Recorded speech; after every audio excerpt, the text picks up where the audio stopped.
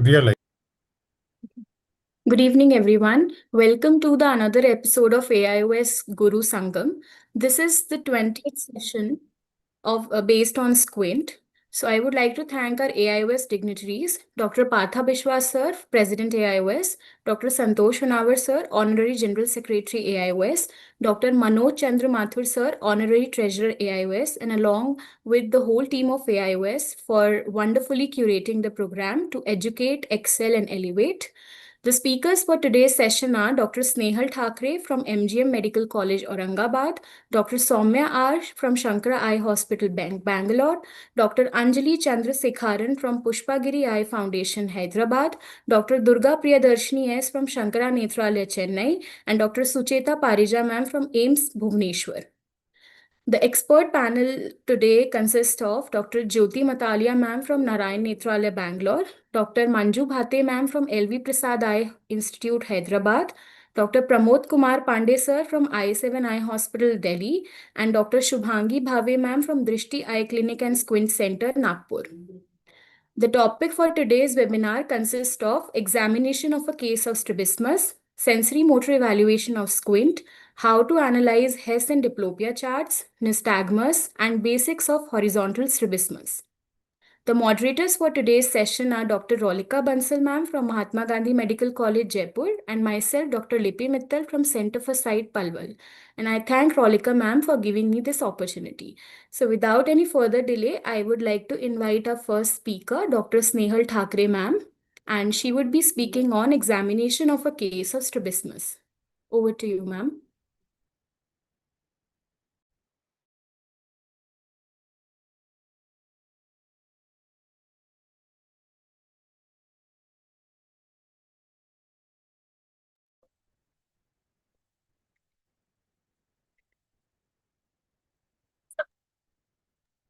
Okay, is my screen visible? Yes, ma'am. Yes, ma'am.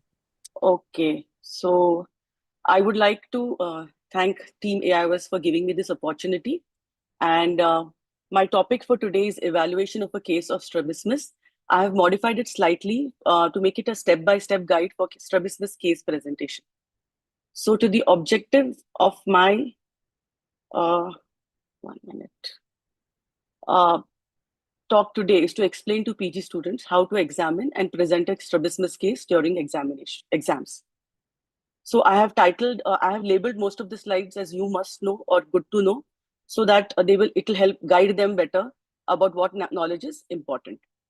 Before we begin with the examination, a brief review about how strabismus develops is it appropriate early visual stimulation with bifoveal fixation leads to the development of a healthy sensory ocular system, which is seen in the form of a good visual acuity, normal retinal correspondence, central and peripheral fusion, which in turn leads to a healthy ocular motor system, which we see clinically as orthotropia or many a times orthophoria. Now, if this visual development is disrupted by abnormal stimulation due to strabismus or blurred retinal image during infancy or early childhood, sensory and motor adaptations are seen. Now, these sensory adaptations are suppression, amblyopia, anomalous retinal correspondence, decreased stereopsis and eccentric fixation in children less than 8 years of age, and diplopia, confusion, and rivalry in older children and adults. Motor adaptations are in the form of strabismus. Now, both these sensory and motor adaptations are interrelated. Like you see, in strabismus can give rise to strabismic amblyopia, and amblyopia can per se give rise to strabismus. So with this brief beginning of how strabismus occurs, we begin with the examination. So I have divided this evaluation into 6 steps. The first step is history. Now I'm stressing on history because nowadays we find that the residents talk a little bit less with the patients. So please talk with the patients and take a good history. I'll come to the points later. Next is examination of the anterior segment and an inspection as the patient walks in the OPD. Third step is the sensory evaluation, which consists of this examination of stereopsis, Bergolini striated glass test, and Worth-Ford dot test in that order. Vision evaluation to rule out amblyopia is very important. Then begins motor evaluation, which has many more steps. First, you will confirm the presence of and measure the ocular deviations. Then when you measure the deviations, you come to know whether the patient has any pattern deviation or an associated DVD. Then calculate AC by ratio where indicated.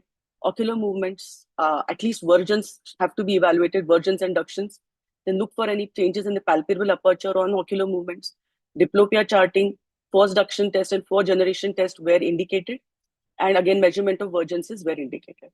Next, we come back to the eye examination where we do the cycloplegic refraction and fundus examination. And lastly, a complete diagnosis. So now beginning with the first step. History is of paramount importance in any case, not only strabismus. So you ask the patient the age of onset, duration, mode of onset.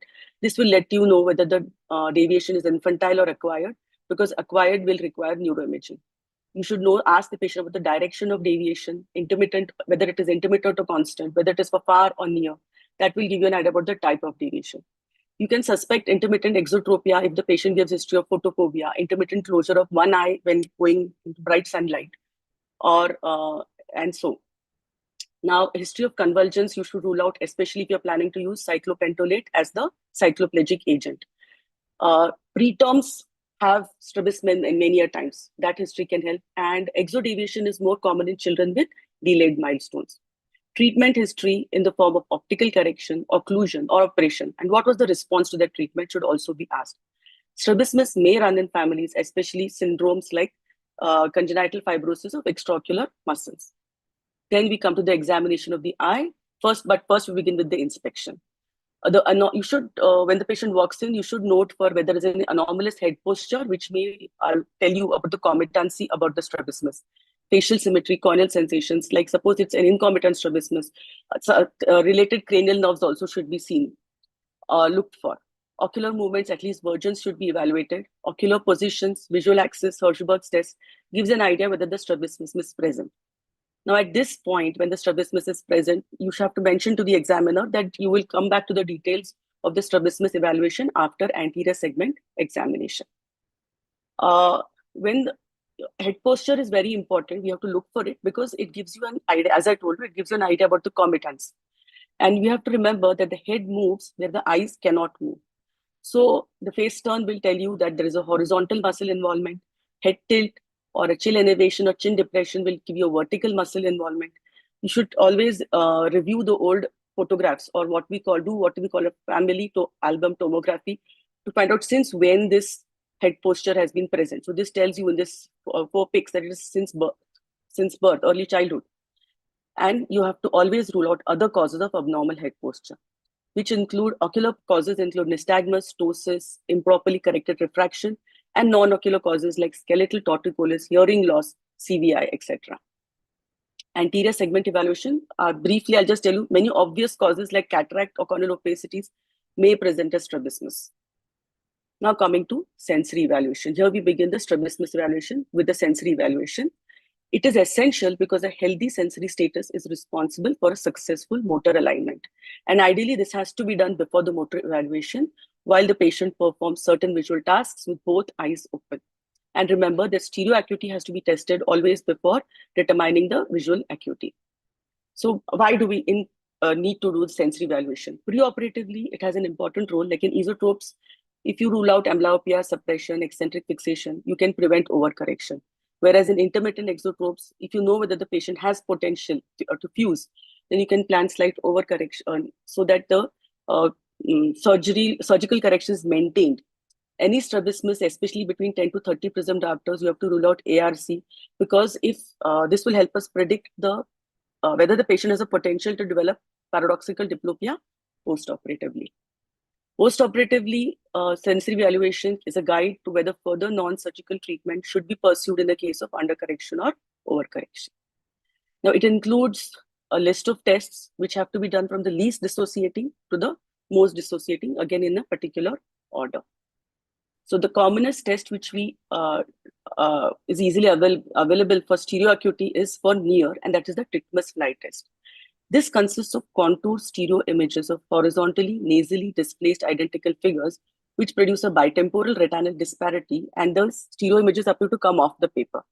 The disadvantage of this test is that it gives monocular clues, and therefore you have to rotate the book 180 degrees and the pictures appear to go away if the patient has true stereopsis. So you ask this baby to grasp the wings of the fly. That can be the simplest test, can be done even in babies. The next more reliable test is the TNO test because it has no monocular clues, and this consists of the two plates of random dots which make the picture, and these are again displaced horizontally. When viewed with the red-green glasses, the dots from each plate are projected to one eye, and again the picture appears to come off the page. Lang's tests can be performed in kids. Lang's 1 can be performed even in babies. But this Lang's 2 pencil test, which gives you a measure of around the gross stereopsis, 3,000 to 5,000 arcs, can be performed very easily in the OPD, where you ask the child to quickly touch the tip of the pencil in the hand to the pencil in the observer's hand. And the operative word here is quickly, so that they do not use any monocular clues while doing the test. The advantage of this test is that they don't need any special glasses, so the kids will not get frightened when you're doing these tests. Distance stereo acuity, not easily accessible, I think, is a more sensitive measure of motor of control in intermittent deviations. Now, there are various age-wise vision evaluation techniques available. I will not go into the details, but where you can actually measure the visual acuity, you should mention both the uncorrected and the best corrected visual acuity. This gives a good idea about looking for the fixation preference, gives a good idea about whether the vision is same in both the eyes or better in only one eye. Like this child who can take up fixation and maintain it with either eye, it indicates an alternating fixation and the presence of no amblyopia. Where here you see a strong right eye fixation, so this indicates a left eye ET and amblyopia. Another test which can be done in children, pre-verbal children who are not strabismic or who have very less strabismus, is the vertical 10 PD test, where when you place the prism in front of the fixing eye, the right eye is fixing, both the eyes have a convergence movement. Whereas when you place the prism in front of the amblyopic eye, there is no vergence movement because it is not taking up fixation. It is good to know the age-wise expected visual acuity, especially in younger children. So this rule is there, the rule of 8. You subtract the age in years from the number 8, and the denominator is the first number of the expected visual acuity. I know it's a mouthful, but if we just go through this chart, we can understand that. Tests for suppression and retinal correspondence help us to identify whether the patient has central or peripheral suppression. We should remember that the size of the suppression scotoma is proportional to the size of the strabismus and amount of image blur. This applies in the Wirtz 4-dot test. These tests will also help us identify whether the patient has a normal retinal correspondence or an anomalous retinal correspondence. This anomalous ARC allows the retinal images to be superimposed in the presence of a strabismus, even though the images are on anatomically non-corresponding retinal points. The first test is the Bagolini striated glass test, which consists of see-through micromaddox rods, which are placed in a trial frame with their axis at 135 and 45 degrees in the right eye and left eye, respectively, and they turn a point of light into a line while not disturbing vision. So while you're interpreting this, if both the lines cross with the light in the center, it's a normal retinal correspondence. If the part of one line is missing, even though they are crossing, that means there is a central suppression in the eye with the line missing. If you see only one light and one line, then it could be a right or left suppression, which may be alternating or uniocular. Wirtz 4-dot test is easily available on all the charts, so we can do this regularly. It consists of 4 lights, 2 green, 1 red, and 1 white. The patient wears red-green glasses and views a flashlight at 1/3 meter and light box at 6 meters. You have to perform the test first with room lights on, then with them off. If dimming the light changes the response from fusion to suppression or diplopia, that means a patient is having a weak motor fusion. So now if the patient sees 4 lights, 2 red, 2 green, or 1 light flickering between red and green, it's a normal retinal correspondence, or an ARC if this is seen in the presence of a strabismus. 5 lights indicate an acquired diplopia and strabismus. Now, if the patient sees either 3 green or 2 red, one at a time, or alternating, then it could be a uniocular suppression or an alternating suppression. Patients with large photomas will suppress the distance and near Wirtz 4-dot test, whereas patients with monofixational syndrome will fuse the near Wirtz 4-dot test but suppress the distant one. This another test which helps us diagnose the microstrabismus is the 4-prism diopter base out test. Okay, so in this prism test, you place the 4 PD base out prism over one eye and observe the movements of the eye. So normally, in all patients, you will see a conjugate vergent movement of both the eyes in the direction of the apex of the prism, as you can see in this patient. Second, a fusion convergence movement of the eye without the prism may or may not be present. But if you place the prism in front of the non-dominant eye, then this conjugate vergent movement is not seen. Diplopia evaluation, I'll just go over it briefly. You have to know whether it is monocular or binocular. You cover either eye. If there is a single vision by covering either eye, then you do the cover-uncover test. If there is a heterotopia present, you can do the red filter test to find out which type of deviation is present. If there is no movement on cover-uncover test, it's an orthotropia, indicates to a physiological diplopia. If the diplopia disappears only on covering the affected eye, it's the monocular diplopia. Do the pinhole test. If there's single vision, the cause could be a media opacity or a corneal tear film abnormality. If diplopia still persists, it could be a cortical diplopia or presence of retinal membranes. Diplopia charting should be done if you find a binocular diplopia to find out the affected muscle. Now coming to the motor evaluation, this includes the head posture, which I've already tested, ocular deviation, ocular movement, and fusional vergences. So what do you need? You should ensure that you and the patient both are at the same level, have targets, fixation targets for distance and near, prisms, and good occluders. And you will not be doing an FDT, but good forceps if you're going to do required for an FDT. Then when you're doing the examination, you should control the fixation by making the patient read on the distance chart. The readings will be variable if the patient is not going to read. Accommodation by you control the accommodation by examining with patient wearing the glasses after a cycloplegic refraction. You should not miss the refusion movements, as you will see in this patient. If you see the cover-uncover test, right eye, no movements are seen. Left eye also, no movements are seen. When I do the alternate cover test, briefly you will see a refusion movement. Or you should not miss the dissipation of an existing fusional vergence under a translucent cover. Now, the tests for ocular deviation diagnosis and measurement are the corneal light reflex test and the cover test. Now, these tests will decide whether the strabismus is latent or manifest, whether it is unilateral or alternating. It will rule out apparent strabismus and confirm the presence of true strabismus. And once you have done that, you measure the amount of deviation. The corneal light reflex tests are done in uncooperative patients, like young children, infants, in patients with poor vision, or in patients who have eccentric fixation or no fixation. But the disadvantage is that the measurements are imprecise. So the Bruckner's test is really a screening test. The brighter reflex is seen in the squinting eye. In the Hirschberg's test, you will flash the light on the glabella of the patient, and normally the reflex is slightly nasal in the pupil. We say central, but it is slightly nasal. But if it is displaced more nasally, it's exodeviation, displaced temporally, esodeviation, and same for hyper and hypodeviation. 1 millimeter decentration is equal to 7 degrees or 15 prism diopters of deviation. This test was modified by Krimsky.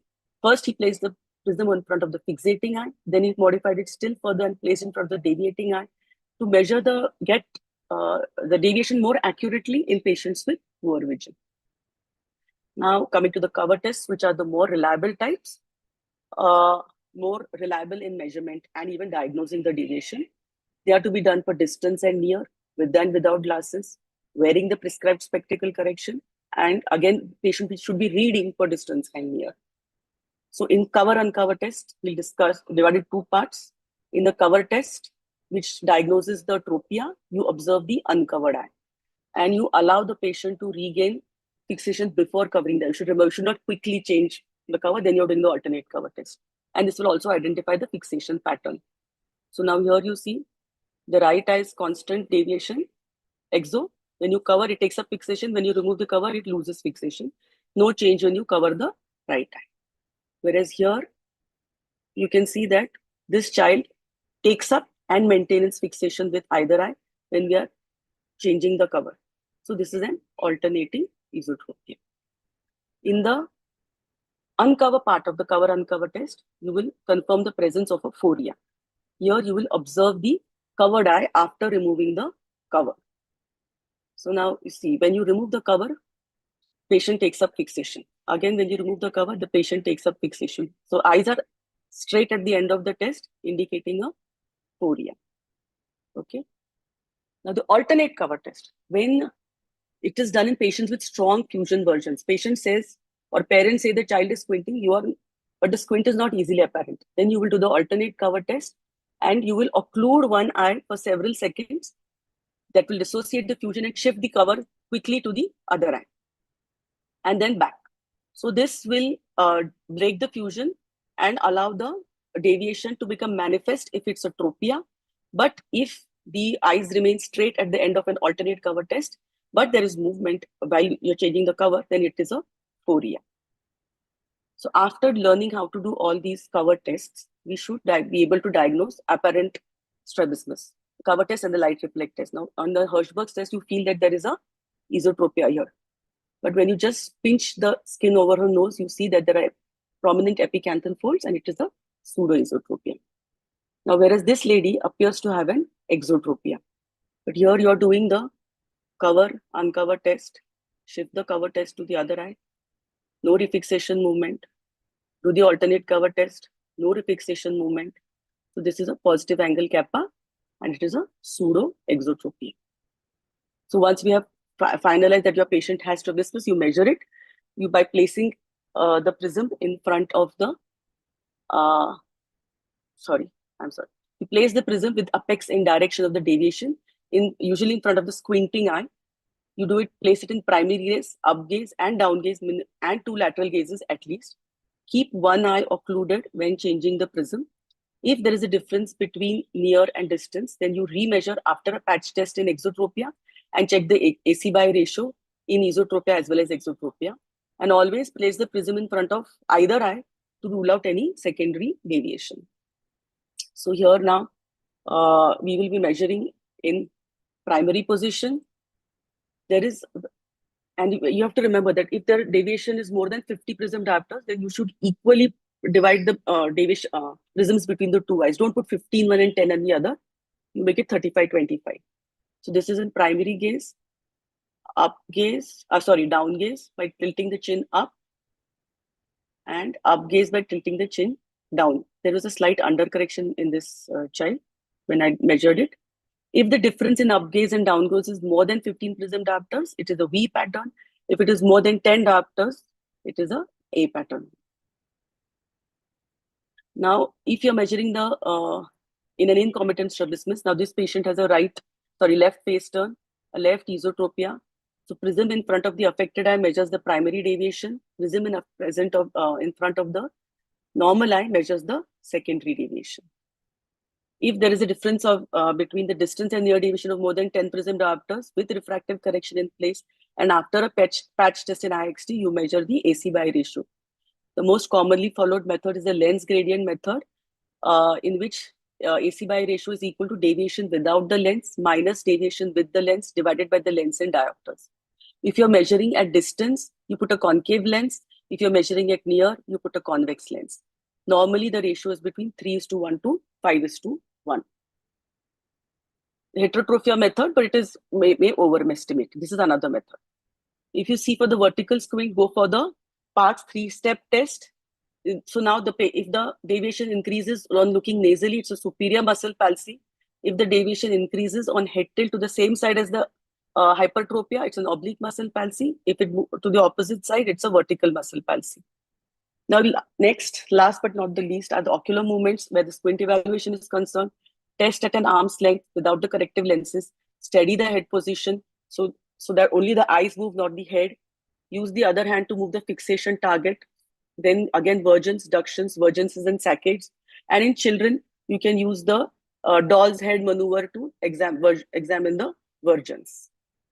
Now, examining the vergence gives you an idea about the incomitance. So here you can see that the deviation is almost same in all directions of gaze. Here you can see that the deviation is more in all the left gazes, the levo gazes. So this is an incomitant strabismus. Inductions give an idea about the cause of the incomitance, whether restrictive or paralytic. Now, this child with constant right eye exotropia If you see the versions, there is a slight limitation of the levo version in the right eye. But once I check the duction, it improves. Vergences give an idea about the fusional capacity. You should score the overactions and underactions. That will help you plan the surgery, especially where your inferior oblique overactions are concerned. Then if you have an incompetence, then you should do the force duction tests. So if the eye moves freely in the area of limited movement, it's a paralytic strabismus. But if there is if you see that the eye is not moving in the others, then that means a restriction is present in the medial rectus in this case. Post generation tests also can be done. Saccades are tested when you suspect a paratic strabismus. Now here in this patient, you can see that these are the normal saccades. They are fast and brisk. Whereas in this lady with a right lateral rectus palsy, when she moves from extreme left to right, you see a floating saccade in the right eye. Saccades coming to an abrupt stop are a restrictive etiology. The RAF ruler can be used to measure the near point of convergence when the target becomes double, near point of accommodation when the target is blurred. Normally it is between 8 to 10 centimeters. Fusional vergence amplitudes can be measured with the prism bars for both distance and near. I can't stress enough importance on cycloplegic refraction. Age-appropriate cycloplegic agent must be used. These are the national guidance criteria. Fundus evaluation, as I told you, obscure causes can present as strabismus. And while you're examining the fundus, might as well look for the torsion, which will confirm your overactions of the obliques. So when you diagnose your patient, if it's a comitant, you tell whether it is alternating or unilateral. If unilateral, which are ET, XT, with the subtype, if you can diagnose it. Any associated pattern if seen, and any associated oblique overaction, if you can diagnose that. If it is incomitant, paralytic or restrictive, which eye, cause, whether it is a nerve palsy or any syndrome. If paralytic, the potential cause of the paralysis. And I think at that end of this, you should be able to present your case confidently. Thank you. Thank you. Thank you so much, ma'am. Strabismus is a very difficult topic, especially, I mean, for residents, fellows, and especially as an anterior segment consultant also, I still am not confident with strabismus. Thank you for beautifully illustrating all the points. I would like to ask our panelist, Dr. Jyoti ma'am, for her comments. Yeah, I think a very, very nicely explained class, actually telling about the basics, and I think it'll really help the postgraduates. And more importantly, to stress that you start with a good history, do a sensory evaluation before doing a motor evaluation, which is very important, because what tends to happen is when we are looking at a squint, students tend to panic. They'll get the patient directly, make him sit and do a cover test, which is not to be done. Ideally, we should do a sensory evaluation, and she's very well explained how do you start from the least dissociative to the maximum dissociative tests. The other thing what I would like to also add is when you see a patient, don't just be in a hurry to get a squint evaluation. Watch the patient as he starts walking into your room. And a lot of answers you get just looking at the patient. You'll see that the face turn is there or not, how he walks in. You'll see if there's a motility issue. All that can be picked him as he's walking. And the minute he sits in, and if you notice there's a face turn, do a cover test before you straighten his head. And then you know exactly in that particular gaze, is the squint well controlled? So then you get better answers. Then correct the squint, his face turn, and then go ahead and do a squint evaluation. So sometimes when you just watch the child, so many answers you get. So always remember, don't get panicky about squint. It is something very logical. I feel it's like maths. You know which muscle is overacting, which is underacting. You can actually go and plan your treatment accordingly. So be calm. There are very, very well explained ways of how you go about evaluating, and then you'll get your answers very well. So if it's very simple. If you know this particular muscle is overacting, you need to release the contracture and then work in that direction. So it's just very, very nice way to go ahead and follow these nice 6 steps as she has explained very correctly. More importantly, never forget to do a cycloplegic refraction. You have to refract any child, because if the child has glasses, sometimes giving glasses alone can solve so many problems. And secondly, a fundus examination is very important. So very, very nicely explained, Dr. Snehal. Thank you. Thank you, ma'am. Dr. Pramod sir, your inputs. Yeah, I think a few things we need to stress. One is in history, we need to try to see if these deviations are infantile or they are like accommodative, because that history is important, because infantile ones have to be tackled in a more aggressive way at a younger age. And also history of diplopia needs to be taken in a bit detail, because it will give you an idea what type of problem we are dealing with, and what is likely the course, and how it has progressed over the period, and how much it is affecting the person actually. So, and especially the torsional component. So that is, I think those aspects are important in history, and of course in examination, she has said most of the things. We also need to AC by A ratio and all she has said, but prematurity and low birth weight, and what treatment child has taken till now, because the visual development is, the child is not born with a fixation. Child is going to learn to fixate by 6 weeks or so. So subsequently everything is going to get in order. See, vision is like a learned language, you know.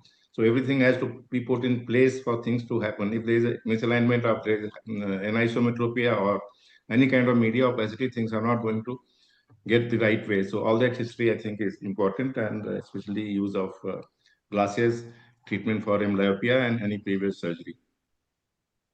Absolutely, sir. Thank you so much. Dr. Shubhangi, ma'am, your comments and inputs.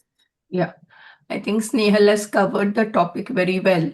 Only thing is ki one has to hone our skills by seeing more and more patients, because the child you get will not be very cooperative. He would be crying, and one has to be very sure about which things one has to look for.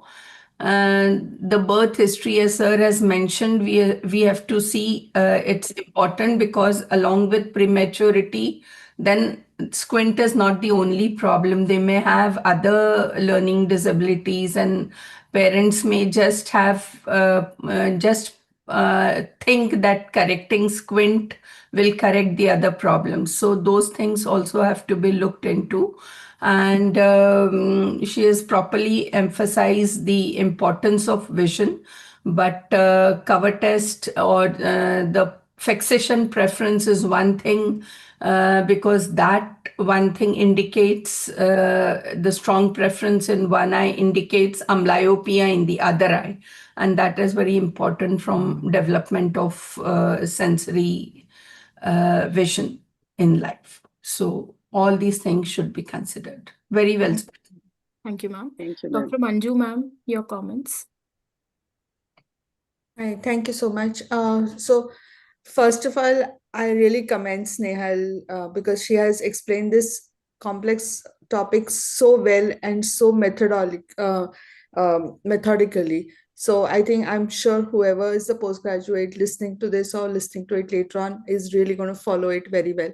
And in addition to all the other comments, there's just one thing I would like to say, especially if there are patients with poor vision or amblyopia to some extent, even if it's moderate, then our fixation target has to be very precise. We can't always ask them to read the chart, because at some point their vision may be less than 20/60 or 20/80 or 6/18 or something. So you get them to look at that one particular line. If it is a 6/24 line, just keep looking at the N. Then you do your cover test, and then you shift to the next letter, what's next to it, and then they'll say O, and then keep looking at that.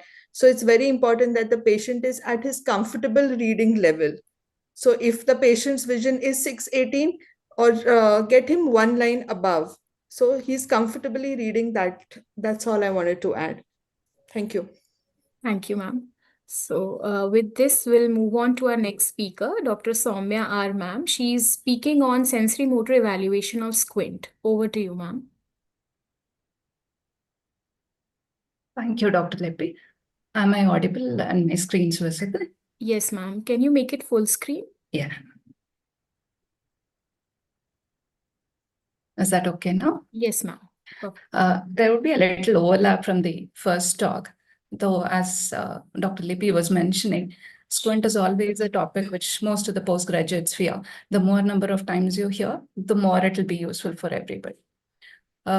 So let's start off with sensory motor evaluation of squint per se.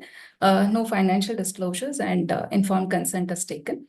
The overview of this talk would be motor versus sensory fusion. Why do we evaluate sensory or motor? Which one do we do first? What are the various tests for sensory evaluation? And in the motor evaluation, a little more about head posture and the ocular posture. So binocular single vision refers to the simultaneous use of both the eyes so that we get one single image which is found. It essentially means the images from the two eyes are seen from two different areas, and that is how we perceive the binocular depth. So motor fusion, what is motor fusion? What is sensory fusion? Sensory fusion, as we all know, it is to appreciate two similar images with each eye and to interpret them as one. Unlike the motor fusion refers to the ability of physically to move the eyes in one particular direction so that both the images or both the corresponding points on the retina receive the same image. So it essentially means that during the eye movement, we should still continue to see a single image. That's the component of motor fusion. But both of them are so interlinked that the sensory fusion acts as a feedback for motor fusion, and motor fusion helps in maintaining the sensory fusion. So that is why it is called sensory motor evaluation rather than calling individually a sensory or a motor fusion. So why is sensory assessment always done first? As we have already learned that it is to be evaluated before the motor system, because motor system evaluation requires dissociating both the eyes, and dissociation alters the sensory status of the eye. So that is why sensory evaluation first and then the motor evaluation. It is to note the grades of BSV and also to note the presence of sensory anomalies, and hence accordingly tailor the surgical plan if you have to undercorrect or overcorrect depending on the sensory status. The words for grades of binocular vision most commonly asked for you in the exams would be if there are two dissimilar images and you see as one, it is called the simultaneous perception. If it is two similar images but incomplete, seen as a complete image, it's a fusion. If it is the same image taken from different angles and then fused, it's called the stereopsis. So stereopsis could be assessed both qualitatively and quantitatively. It is done both for distance and near. Distance stereopsis is usually done with AO vectograph or a Mentor B-word system. A qualitative test could be done with horizontal line pencil test or a vertical line pencil test. What we commonly do in the clinic is a horizontal line pencil test, which indicates the presence of or absence of a gross stereopsis. Presence of a gross stereopsis prompts us to check more in detail about the quantitative assessments of stereopsis. The stereopsis test, the quantitative test done for near, could be divided into tests which require glasses, tests which don't require glasses. Tests which require glasses include which may be a polarized glass or a red and green glass, which can be Titmus fly test or a RAND dot test, which could be TNO or a RAND dot E test. Tests which don't require glasses are Frisbee test, Lang test 1 and 2, and Synoptophore with stereopsis slides. The stereofly test is based on the vectographic principle. It is a polarized glasses. It is a fovea. It is mapped to the fovea itself. So it can be moved by the use of a mirror or a glasses. So what are the tests based on the diplopia principle, which are Bagolini striated lenses, Berthford dot test, red filter test, or a Maddox dot test.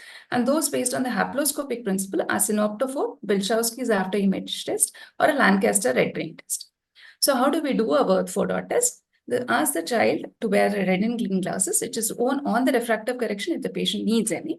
The Berthford dot torch is held at 33 centimeter. This is basically Berthford dot at near. For the distance, we use the Berthford dot lights, which are there in the Snellen chart, and ask the child to comment on if the child is seeing the number of lights and what lights are the patient seeing. There are 4 responses that you can get. If the patient can see all the 4 lights, which can be 1 red, 2 green with 1 white, alternating between red and green, which means 2 things. 1, orthophoria, the patient is orthophoric, or the patient has a manifest strabismus with an ERC. So in a diplopia test, you get the same response as a normal patient if the patient has a manifest strabismus with ERC. That is something which we have to remember. So diplopia test, all of them will have the same result as a normal patient if the patient has an ERC. If the patient sees only 2 red lights, that means the green is not being seen, that is left eye is suppressed. If the patient sees 3 green lights, then it is right suppression. It can see 5 lights, which can be alternating or seen together. So that's how we differentiate a diplopia versus an alternate suppression. So the distance at which this test is done subtends different angles, and that's how we make out if it is a peripheral fusion or a macular fusion or a foveal fusion, depending on the size of the scotoma. That is essentially the distance at which this test is being done. So it's important to remember that distance is showing a suppression, near is showing a fusion, which means monofixation syndrome. Next, coming to Bagolini striated lenses. These lenses are striated at a particular angle, which is 45 in the right eye, 135 in the left eye. So this is how the light is seen as a streak of light when it is viewed through these glasses. So how do we do this test? You use a strobe light, ask the patient to look at the light at near, ask the patient as to how he sees it. He responds saying only one line. That means the left eye is suppressed in this particular patient. So again, there are 3 responses that you can get in a Boccolini's tighted lenses. You see a symmetrical cross if the patient is normal, or orthophoric if the patient has ARC with a manifest squint. Then also he sees a symmetrical cross. If he sees a single line, then it means suppression. If there is a gap in the center, it means the patient has a monofixation syndrome. If it's an asymmetrical cross, then it is a manifest squint with an NRC. So that's how you differentiate what the manifest squint to have an NRC or ARC depending on the diplopia test results. Next, moving on to the test, which is a haploscopic principle-based test, which is a Bilchowski's after image test. Here, each light that the right eye is stimulated with a horizontal light and a left eye is stimulated with a vertical light. So the patient, after removing the cover, the patient essentially should see a symmetrical cross with a gap in the center. We need to remember that here in this particular test, the light is stimulating on the fovea. So that's how we interpret the test. So if the patient sees a symmetrical cross, this is a haploscopic principle-based test, please remember. So if there is a symmetrical cross which is seen with a gap in the center, that means the patient has a normal retinal correspondence, that is NRC, irrespective of if the patient has a squint or is orthotropic. So in both the conditions, the patient is orthotropic, esotropic, exo or hyper or a hypo, with an NRC, you're going to see a symmetrical cross. If we see that the patient sees an asymmetrical cross with the right eye on the left side of the vertical line, that means the patient has a crossed after images, which is esotropia with an abnormal retinal correspondence. Similarly, if the patient sees an uncrossed images, that means the patient has an exotropia with an ARC. So this is how we identify an ARC in a patient of a squint. We can also use slides to check on this with the synoptophore to identify the sensory anomalies. It can also be classified as test for suppression and test for ARC. This becomes important in the exam if they're asked you to write the test for suppression alone or test for ARC alone. So you can reclassify them as this as well. This 4-prism base out test is actually a motor test, but helps us to identify a sensory anomaly in terms of suppression scotum. So how do we do that? You place a 4-prism in front of one eye. You see that there is a motion movement towards the left, followed by a refixation movement in the other eye. When we place it in front of the left eye, there is absolutely no movement at all. That means the patient has a left suppression scotum. So sum up, sensory evaluation, stereopsis, qualitative Lang pencil test, quantitative Titmus fly or random, test for suppression or ARC, either based on diplopia or a haploscopic principle. Now let's move on to evaluation of motor system. In the motor system, the first and foremost, observe the facial and the Fisher changes as well. See, look at these patients who have a gross facial anomalies like the midfacial hyperplasia and a plagiocephaly. This becomes very important in your evaluation of the squint even before we start examining the squint per se. The presence of ptosis, enophthalmos or proptosis or a dystopic eye has to be made a note of before you examine the patient in detail. Also make a note of the Fisher slant, epicanthal folds and the broad nasal bridge if it is present. Like in the first patient has a mongoloid slant, while the patient below has an anti-mongoloid slant with a broad nasal bridge in the absence of the medial canthus in the last patient. So these changes help us identify a true oblique overaction from a pseudo-oblique overaction. Now let's look at the abnormal head posture. When we're looking at the abnormal head posture, it can occur in different axes. It can occur on the horizontal axis when it is either a chin up or a chin down. It can occur along the, It can occur along the vertical axis when it is a face turn towards the right or left. It can occur along the anteroposterior axis, which can be a right tilt or a left tilt. A quick understanding about if this head posture is driven by strabismus or otherwise. Strabismus is a binocular condition. Say this child had a right tilt. Any head posture which is driven by binocularly, that is by a strabismus, usually disappears on covering either of the eye. So if your head posture is getting corrected with one of the eye covered, it gives you a clue that this AHP is driven because of strabismus, not because of a musculoskeletal abnormality. So this becomes a useful hand test when you're examining AHP in your clinic. This can be measured again. It can be measured using a protractor and 2 scales, which are fixed to each other, and then look at the fixation and the direction of deviation of the head. Now moving on to the light reflex test, which is very important test before we begin with.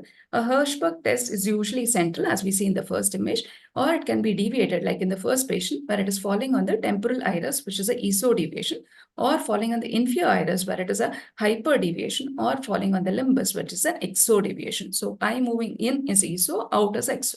So 1 millimeter of decentration is equal to 7 degree or 15 prism diopter of deviation. Bruckner's light reflex test, if you have a retinoscope and quickly look at it, increased reflex always indicates a eyeward deviation. Take a clear photograph. This patient has a right ESO deviation. Modified Krimsky test is one of the useful tests which is done for the measuring the strabismus only when the vision is poor in one of the eye.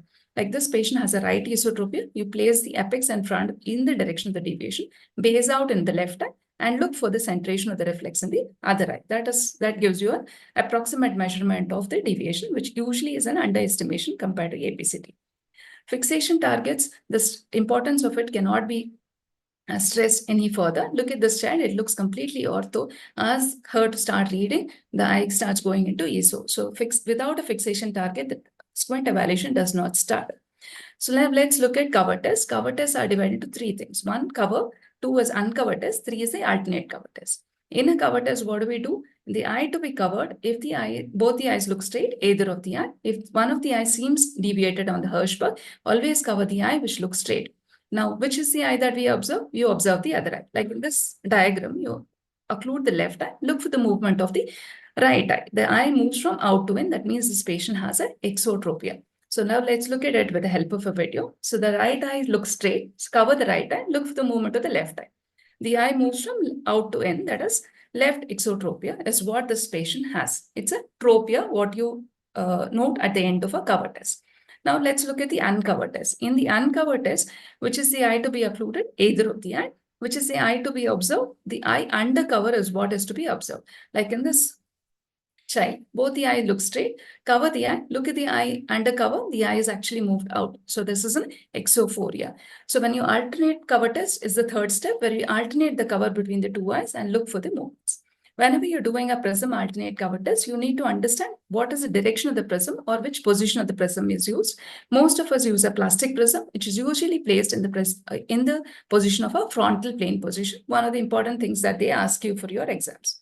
And never stock 2 horizontal prisms together. You can stock the horizontal and vertical prism together.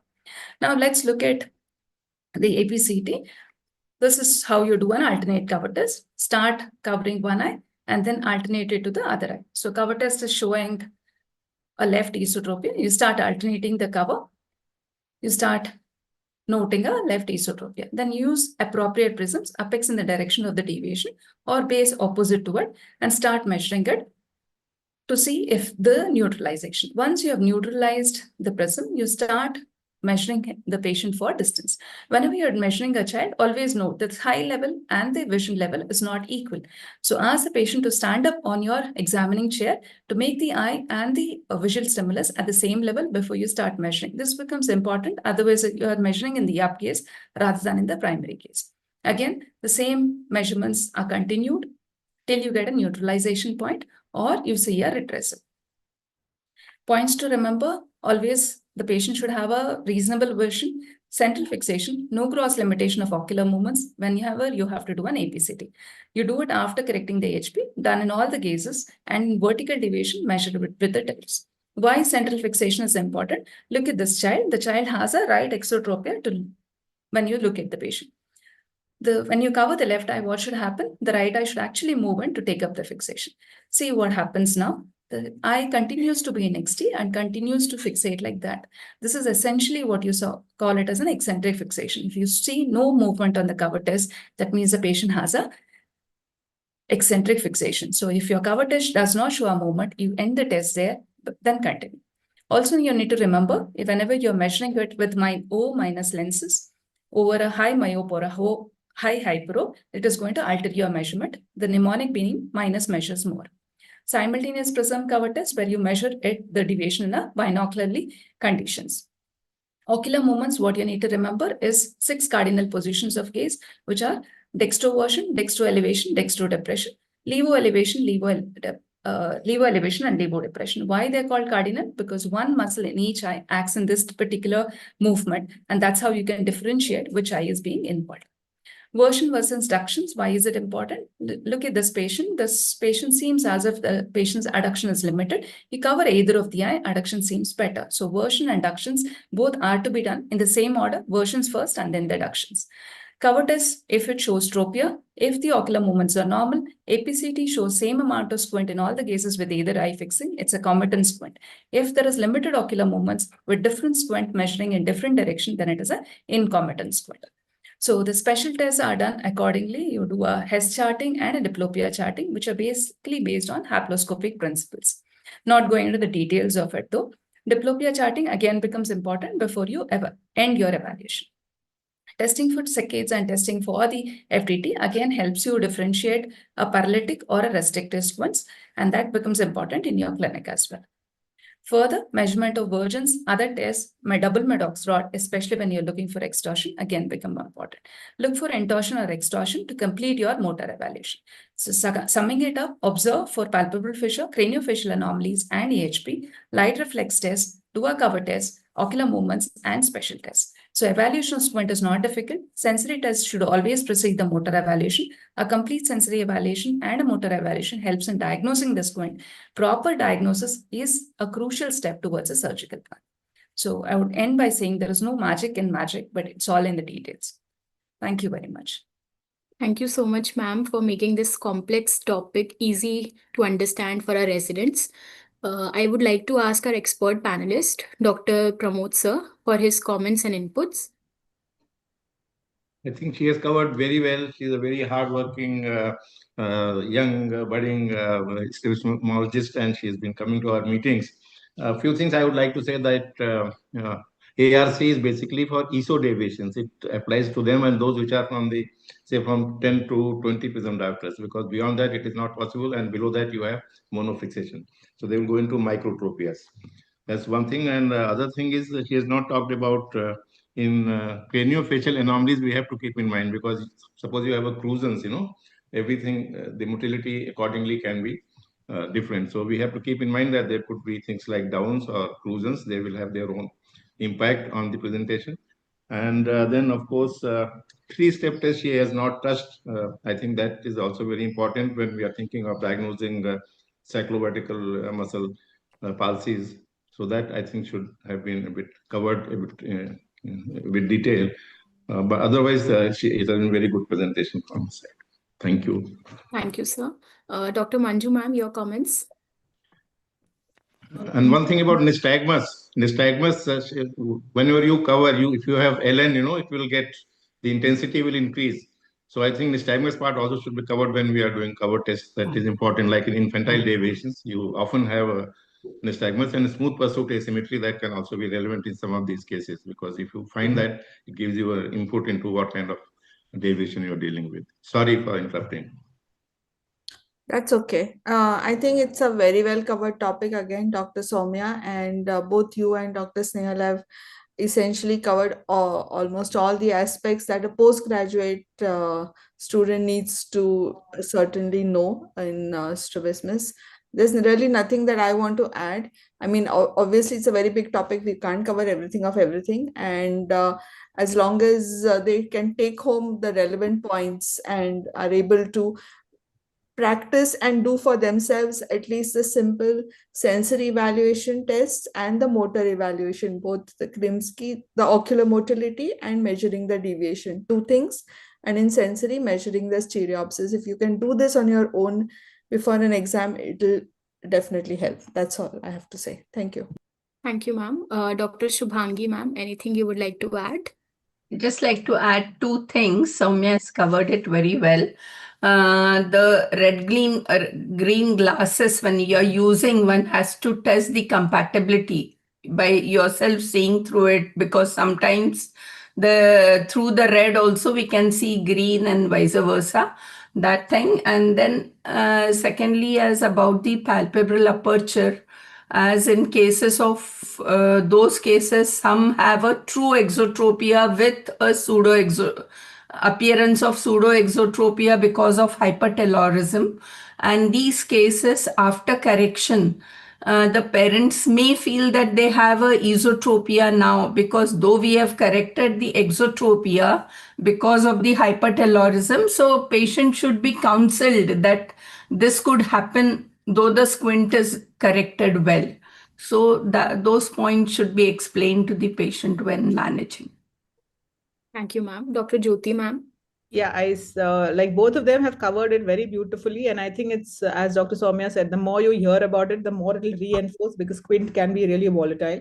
So very well spoken, Dr. Soumya. Now, just want to add that if somebody really wants to know about practical orthoptics, there's a book by Keith Kyle. And then in that case, it is very well explained. So if you want to really understand, that's one book you can go. It's called Practical Orthoptics by Keith Lyle.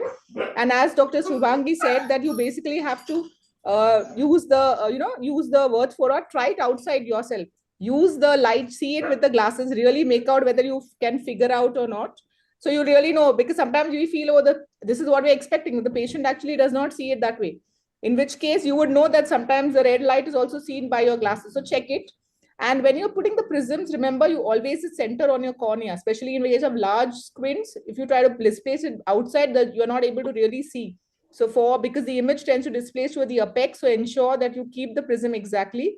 Remember, horizontal prisms you cannot stack. You have to split between the two eyes, but a horizontal and a vertical prism you can stack together. That's all. I think everything is covered very beautifully by both of them. Thank you. Thank you, ma'am. So we'll move on to our next speaker, Dr. Anjali Chandrasekharan, ma'am. She is going to speak on how to read Hess and diplopia charts. Over to you, ma'am.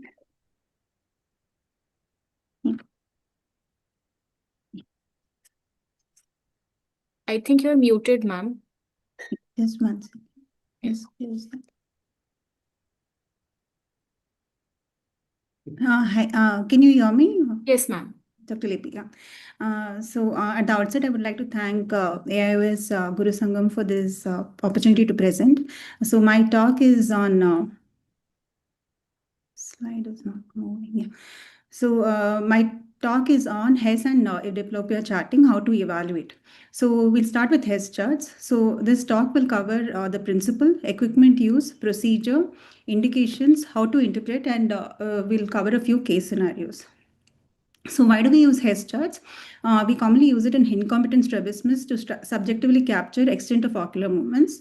It gives us a visual record of underactions and overactions and muscle sequelae. It is used to check follow-up or recovery of the incompetent strabismus, or even a response to surgery. Usually it is used in conjunction with ocular motility assessment and prism bar cover test, and not in isolation. So what is the principle? It is based on foveal projection, and it is important that there should be a normal retinal correspondence. If there is an ARC or suppression, sensory adaptations, then it is not possible to do. Most of the recent onset strabismus do not have this. Also, this test is based on Sherrington's law. Sherrington's law is for the yoke muscles, that is, equal innervation is given to a pair of yoke muscles, and Sherrington's is reciprocal innervation for the agonist and the antagonist. So these laws are important to analyze these charts. And the two eyes are dissociated by using red and green goggles.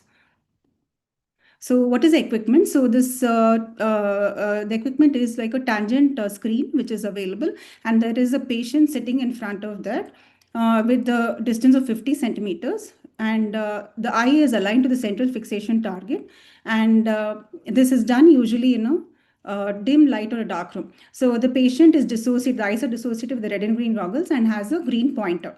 The examiner projects the lights usually, and these are red lights on the tangent screen.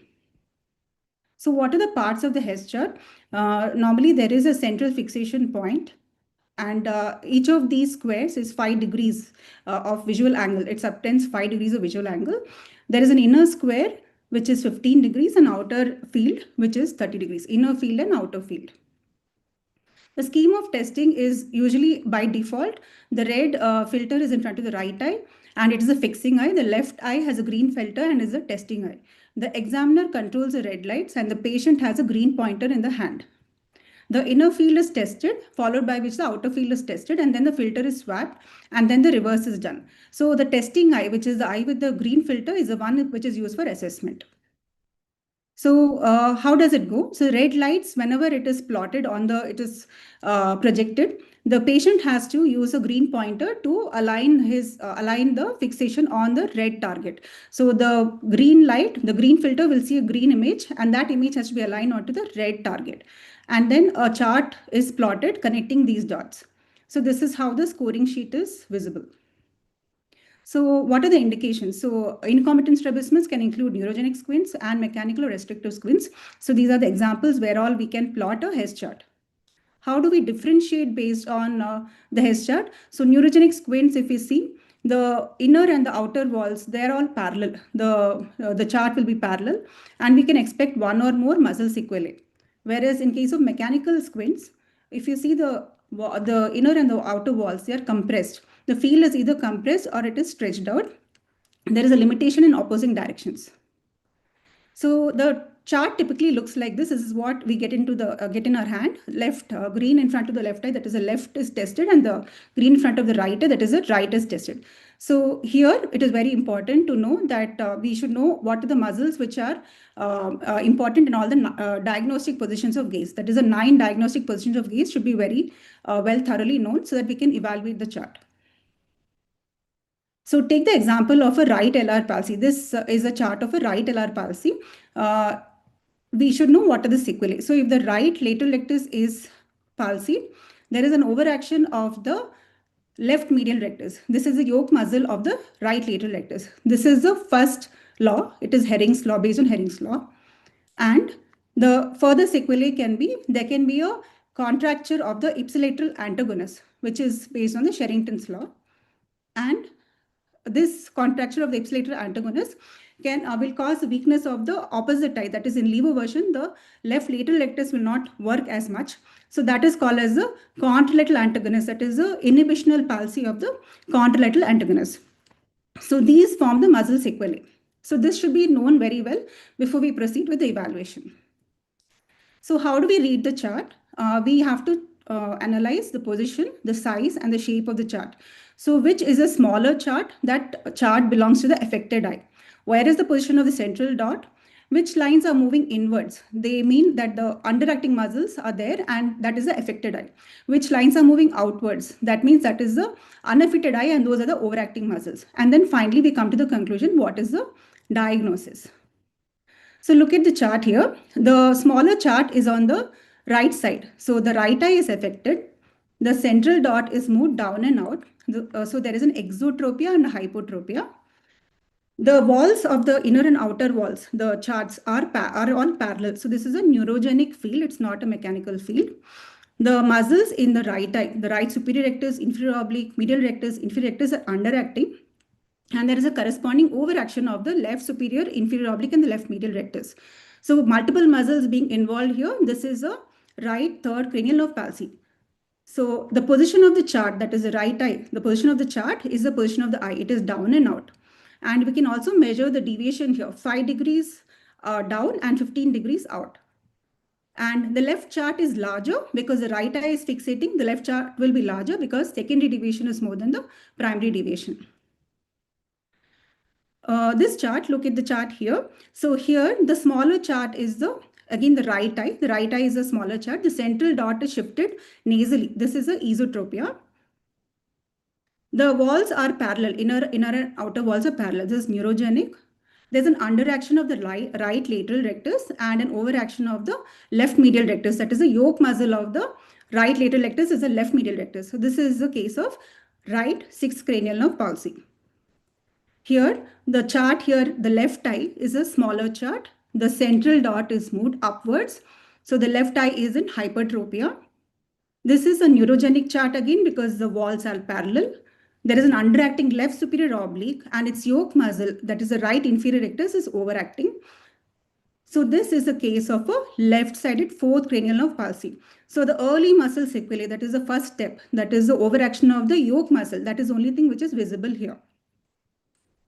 If you look at the inner and outer charts here, the inner chart, the amount of limitation of that left superior oblique was not so visible, but it is much more prominent when we are plotting the outer chart.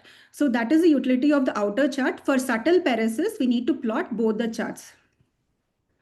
Look at this chart. This is looking very similar. We are not able to make out which is smaller and which is larger. But if you look further here, the central dot is moved upwards in the right eye. This is a right hypertropia. There is a right superior oblique underaction here. The yoke muscle of the right superior oblique is the left inferior rectus, which is overacting. There is there is an overaction of the right inferior oblique, which is because of the right SO's antagonist, that is ipsilateral antagonist. So there is a chart which is pulled out there. And because of that, because of the Herring's law, there is a decrease in the innervation to the right superior rectus. So it's an underaction of the contralateral antagonist. So this is a complete right fourth cranial nerve palsy with full muscle sequelae. Look at this chart. This is a right affected chart. Right is smaller chart. The central dot is minimally displaced. It is hypotropic. The wall of the outer wall appears to be compressed in the right eye. So this looks like a mechanical issue. And we can see that the right inferior oblique, there is a limitation of elevation there in adduction, underacting right inferior oblique. And there is an overaction of the left superior rectus, which is a yoke muscle. So this is a case of a right Brown syndrome. So the compressed chart in one direction. This looks like a dog's ear, which is drooped. It mimics that. Here again, this is another chart where the left eye, if you see the chart is smaller, the dot is displaced inwards, esotropic. The chart appears compressed from both sides in the left eye. Projection of the image is opposite. So based on this, the chart will not appear to have a red and green overlap, but there'll be a separation of the images. And you will get this 9-gaze plot. We have to again remember the diagnostic positions, which muscle is acting in which gaze. So we should know that thoroughly to then comment on the chart. So 5 questions to ask is, how many images do you see? Does the patient see in primary? As you move the eye, how many images do you see? This is subjective, so the patient has to represent this. Is the separation horizontal or vertical? Is the separation maximum in any gaze? And is the image tilted, and it is tilted in which way? So how to read the chart? So simple way to read is identify the gaze where the maximum separation of the images is noticed. So here you can see that the left side, there is a double image here. There are 2 images separated, and the images are more separated in the left gaze, that is in levo version. And in levo version, the left side, you have left lateral rectus and the right medial rectus. Those are the 2 muscles which are acting. So this is a purely horizontal separation. There's no vertical separation or no tilts here. So the most distant image will tell us that that is the affected muscle. So the left lateral rectus is the most distal image here, and so it is the one which is affected. So the left lateral rectus is palsied. We'll get a uncrossed diplopia. There's only a horizontal separation. This is esotropic uncrossed diplopia. There is no tilt and no vertical separation. So typically, in a lateral rectus palsy, you will get uncrossed images, uncrossed diplopia. In a medial rectus palsy, you will get crossed diplopia because of exotropia. Looking at this chart, here we can see the retinoscope beam is horizontal. So here the maximum separation of the images is in levo depression. In levo depression, which are the 2 muscles which are in question, which is left inferior rectus and the right superior oblique. Those are the 2 muscles which are important in levo depression. Where is the distant image? The most distant image is the green one, and that belongs to the left eye. So the left inferior rectus is the one which is affected, which is not functioning well. And in that direction, the separation is maximum. So the image here is crossed. The green has crossed over to the opposite side. So it is a cross diplopia. The image is lower and the tilt is to the ipsilateral side. Here, it is very important to remember that the muscle function, the eye position and the image, they're all different. So the eye position and the image which is seen is opposite. Okay. So simple way to remember here is inferiors, the tilt is to the ipsilateral side. And the tilt is maximum in the gaze of the secondary action of the vertical muscle. So the maximum tilt of the image will be seen in the gaze opposite to the maximum vertical separation. So this is a case of a left inferior rectus palsy. Here, if you look at the image here, the maximum separation of the image is in dextrodepression. In dextrodepression, the two muscles which are important are the right inferior rectus and the left superior oblique. The most distant image belongs to the is a green one. So that belongs to the left eye. So this is left superior oblique which is affected here, and that is the muscle at fault. So this is a uncrossed. The green is towards the same side. It is lower and it is tilted towards the sound side. Again, the muscle action, left SO palsy will cause a hypertropia. It will cause a excyclotorsion and it will cause a esotropia. So the image, the position of the eye and the position of the image will be opposite. So this is left superior oblique palsy. Superiors, the tilt will be towards the same, towards the sound side. Inferiors, the tilt is towards the ipsilateral side, I and I. Superiors, the tilt is towards the sound side, S and S. So when we have a chart like this, where multiple gazes are having distant images, there is no particular gaze where the images have come very close, except for in this, the right eye, where the later right eye, the dextro version, where you can see a single image. Everywhere else, the images are separated and they are tilted, they are having vertical separation. So whenever we have a tilt, horizontal and vertical separation, the muscle which is most commonly involved is the nerve which is involved is a third cranial nerve, and this is a right third cranial nerve palsy. So if we look at the central image, that gives us a clue. There is a cross diplopia because of exotropia. There is a tilt towards the ipsilateral side and there is a vertical separation. So this complicated picture, this belongs to a right third cranial nerve palsy. So the only place where the image is single is in dextroversion, where the LR is intact. So in summary, for both the HES and diplopia, it is important to know the ocular muscle physiology very thoroughly and binocular single vision principles. It is used in conjunction with strabismus clinical examination and not in isolation. Access to HES charts may be unavailable routinely, but most postgraduates are given this as an OSCE and should be knowing how to interpret it. However, diplopia charts are very useful and it is easily available. We can do it very easily in the bedside. It's a bedside tool, especially when we are suspecting a very subtle paresis, or especially when the patient is bedbound and cannot come to your clinic. These are my references, and thank you. Thank you, ma'am, for covering the stepwise approach to reading both the charts, HES chart and diplopia charts. I would like to ask Dr. Shubhangi, ma'am, for her comments and anything she would like to add. Yeah, I think she's covered the topic well. Just a few things. In HES charting, it also provides as a record to the changes happening in the paralytic squint. So if you do the charts at a regular interval and the overacting muscle shows less of overaction, that means it is going towards comatization. It also could mean that there are contractural changes happening in the muscle. So if you want to give Botox in a case of paralytic squint, you don't want contractures to develop. So if the contractures develop, that means you need to do a surgical correction. So that is the one thing we have to look.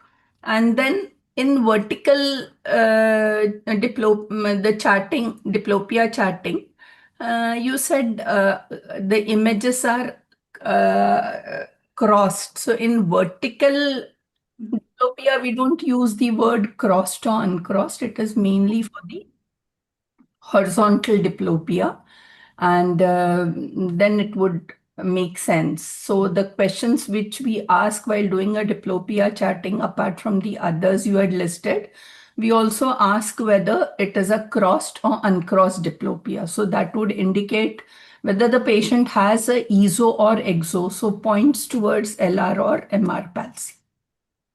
That's it. Thank you, ma'am. Dr. Jyoti, ma'am.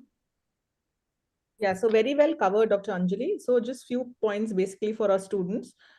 We have to understand that Hess's chart tells us exactly what we evaluate into when we do an examination in a patient. So when we do and we pick up a patient has esotropia and we have a particular pattern, that's exactly what you see on Hess's. Whereas diplopia is what the patient sees.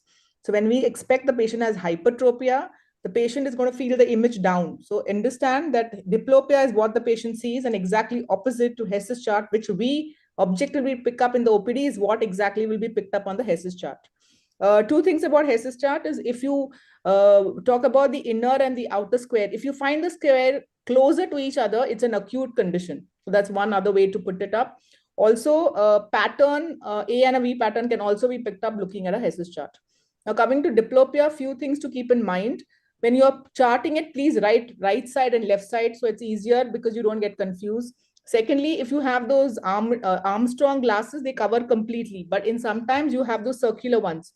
And if you're trying to put it on a different chart, you may be looking beyond the glass. So that's a time when you may feel, oh, the patient is fusing, but actually he's not looking through the particular color, red and green. So to keep aware when you're doing that. That's what. And finally, what is important is that if you're looking at a horizontal deviation, then you keep the stimulus vertical. If you're looking at a vertical deviation, you can keep it horizontal, so the separation is easily picked up. That's all. But good talk. Thank you. Thank you, ma'am. Dr. Pramod sir, your comments. Yeah, I think she has covered it well. Few points. One thing is that in both these tests, we have to see that there is no abnormal head posture, because if there is an AHP, the head has to be straight, and they have to preferably avoid using glasses because they are also going to obstruct the peripheral field. So it should be done preferably without spectacles, and head should be straight. That is important. Other thing is about diplopia charting in particular. We also need to see the separation of images, at what distance we are doing and what is the separation, because in the presentation she did not talk about how many centimeters separation is there, because ultimately, as we pointed out, it is sort of part of a record for this patient. So when he comes next time, then we are able to compare that, is the condition getting worse or is it getting better or is it static? So that aspect, I think, needs to be highlighted. Thank you, sir. Dr. Manju ma'am, anything you would like to add? Nothing much really. Actually, Anjali has covered this really very well. It is a topic which not many postgraduates are very comfortable interpreting when it comes to a HES in front of you, or maybe less of a scare with diplopia charting. But it's important to know that this has to corroborate with your clinical examination. So once you've done a clinical examination, you anyway know what is going on with the patient. And then you have to just look at those clues in the HES chart that, yes, they are fitting into that puzzle or not. It's also important to know that we have foveal fixation in each eye when we are actually doing the HES chart. So that was just those two things that I wanted to add. Nothing that much other than that. Thank you. Thank you, ma'am. We'll move on to our next speaker, Dr. Durga Priyadarshini ma'am. She is going to speak on nystagmus. Over to you, ma'am. Actually, this tilt, what she was talking on diplopia charting, is not easy to catch. If there is a torsional component, it is better caught on DMR. I think the patients are not able to appreciate that tilt on diplopia chart by and large. That's what I've seen. And the diplopia goggles have to be covering the entire eye, not like birth for dot test goggles, they are not appropriate. Thank you, sir, for adding those points. Over to you, ma'am. A very good evening, one and all. At the outset, I'd like to thank AIOS for giving me this opportunity. So my slides are visible? Yes, ma'am. Okay. So 2,500 years ago, Hippocrates described a condition in which eyes were in constant state of restless motion, and he called it as hippos, meaning a galloping horse. Yes, and eventually, after 18th century, the terminology nystagmus came. So today my topic is nystagmus, and the terminology, the word nystagmus in Greek means wobbly head movements of a sleepy individual. So me being a neuro-ophthalmologist, I'll be taking you through the topic from neuro-ophthalm point of view. So I have no financial disclosures. So to start with, nystagmus is a rhythmic biphasic oscillation of the eye containing the slow eye movements that are responsible for its initiation. The mechanism of ocular stability involves three main factors, that is the ocular fixation, vestibulo-ocular reflex, and the neural integrator system. So to understand the pathophysiology of nystagmus, one must understand the pathway of these three main factors. So first one is the ocular fixation. The pathway involved is the efferent visual pathway. And when there is failure of fixation, the eyes can drift and can lead on to a nystagmus, mostly called as the sensory nystagmus. And then we have the vestibulo-ocular reflex, which allows the images to remain steady on the fovea while the head is moving. And the pathway involves the semicircular canals. From there, it relays in the vestibular nuclei in the brainstem, and then through the cerebellum, they go on to the oculomotor nuclei. Then is the neural integrator system, where it is a network of cells responsible for maintaining the eyes in eccentric gaze by opposing the elastic orbital force, which tries to bring the eyes to the midline. So this neural integrators has horizontal neural integrator system and the vertical neural integrator. In horizontal, it involves the nucleus prepositus hypoglossi and the medial vestibular nucleus, whereas in vertical, it's the interstitial nucleus of Cajal, which is located in the cerebral flocculus and the paraflocculus. So in today's talk, I'll be covering first the nystagmus, which to start with, it will be the physiological nystagmus. Then we'll move on to the pathological nystagmus. And then in pathological nystagmus, we'll cover the congenital or the developmental ones, followed by the acquired nystagmus. And then a little bit of nystagmoid eye movements. So what is nystagmus? It's a rhythmic, slow phase movement system abnormality. And what is nystagmoid eye movements? It's not rhythmic, and it's a saccadic saccades that interrupt the fixation, and it's an inappropriate fast phase, and they do not have a slow phase. So it is not a pure nystagmus, whereas in nystagmus, always they have a slow phase. So based on the waveforms, nystagmus can be jerk nystagmus, which is alternation of slow defoveation, drift, and a rapid corrective saccade in the opposite direction. And the direction of the nystagmus is the direction of the fast phase. So it can be right beating or left beating and up beating or down beating nystagmus. And then we have the pendular nystagmus. It's a sinusoidal oscillation with a slow phase in both the direction, and there is no corrective saccade. So they can be horizontal or vertical, but they cannot be characterized as right beating or left beating as there is, or up beating or down beating as there is no fast phase. So how to schematically document a nystagmus? In Kansky, they have beautifully mentioned how to document nystagmus. It's by drawing a arrowhead. So the length of the arrowhead tells you about the amplitude of a nystagmus, and the number of arrows denotes the frequency of the nystagmus, and the direction of the arrow can be will tell you about the direction of the nystagmus. So moving on to the nystagmus examination, it starts with the external examination. First, see whether patient has any abnormal head posture. If the patient has a tilt or a face turn, it can point towards a null zone. And then check the eye movements, which can give information on the change of direction or the amplitudes of the nystagmus. The saccades and the pursuits has to be tested, as if the saccades and pursuits are abnormal, it can point towards a central cause for the nystagmus. And always don't forget to check the ocular alignment, as they can tell us whether there is any associated cranial palsies. Then we have the vestibulo-ocular reflex or the vestibular system, where it starts with the oculocephalic reflex. And oculocephalic reflex can be tested by asking the patient to fixate on a target in front of her, and then rotate the head slowly horizontally and vertically. And normally the eyes rotate smoothly with full excursion in the direction opposite to the head turn. And if this is absent, then it points towards abnormal oculocephalic reflex. And then we have the VOR suppression testing. The patient is asked to fixate on a stationary target in respect to their body, and then slowly move the examination chair, and the eye should remain still. And if you find a corrective saccade, then it denotes a abnormal cerebellar or a cerebellar dysfunction. And then you can do a caloric stimulation testing also for testing the vestibular system. Then we have the optokinetic flag or the optokinetic drum, where we can elicit an optokinetic nystagmus, physiological nystagmus. Last but not the least is the testing for the efferent visual functions, and which includes a very proper, a good refraction while doing a nystagmus examination. So moving on to the physiological nystagmus, it's seen in healthy individuals, and in which the nystagmus occurs on self-rotation in order to hold the images on the retina to maintain a clear vision. So the types of physiological nystagmus are optokinetic nystagmus, vestibular nystagmus, and the end gaze nystagmus. And here is a video of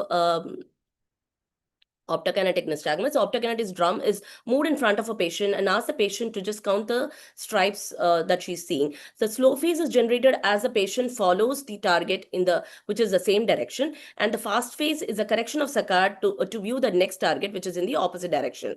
So optokinetic nystagmus, the applied aspects of optokinetic nystagmus are it can be abnormal in or reversal of optokinetic nystagmus can be seen in congenital nystagmus, and it can be asymmetry or abnormal in parietal lobe lesion. And of course, it is used to test vision in infants and non-verbal patients and in malingering too. Vestibular nystagmus can be elicited by doing a caloric stimulation test, and the mnemonic is cows. That is, if you instill a cold water, the nystagmus towards the opposite side, and if warm water is instilled, and the nystagmus towards the same side.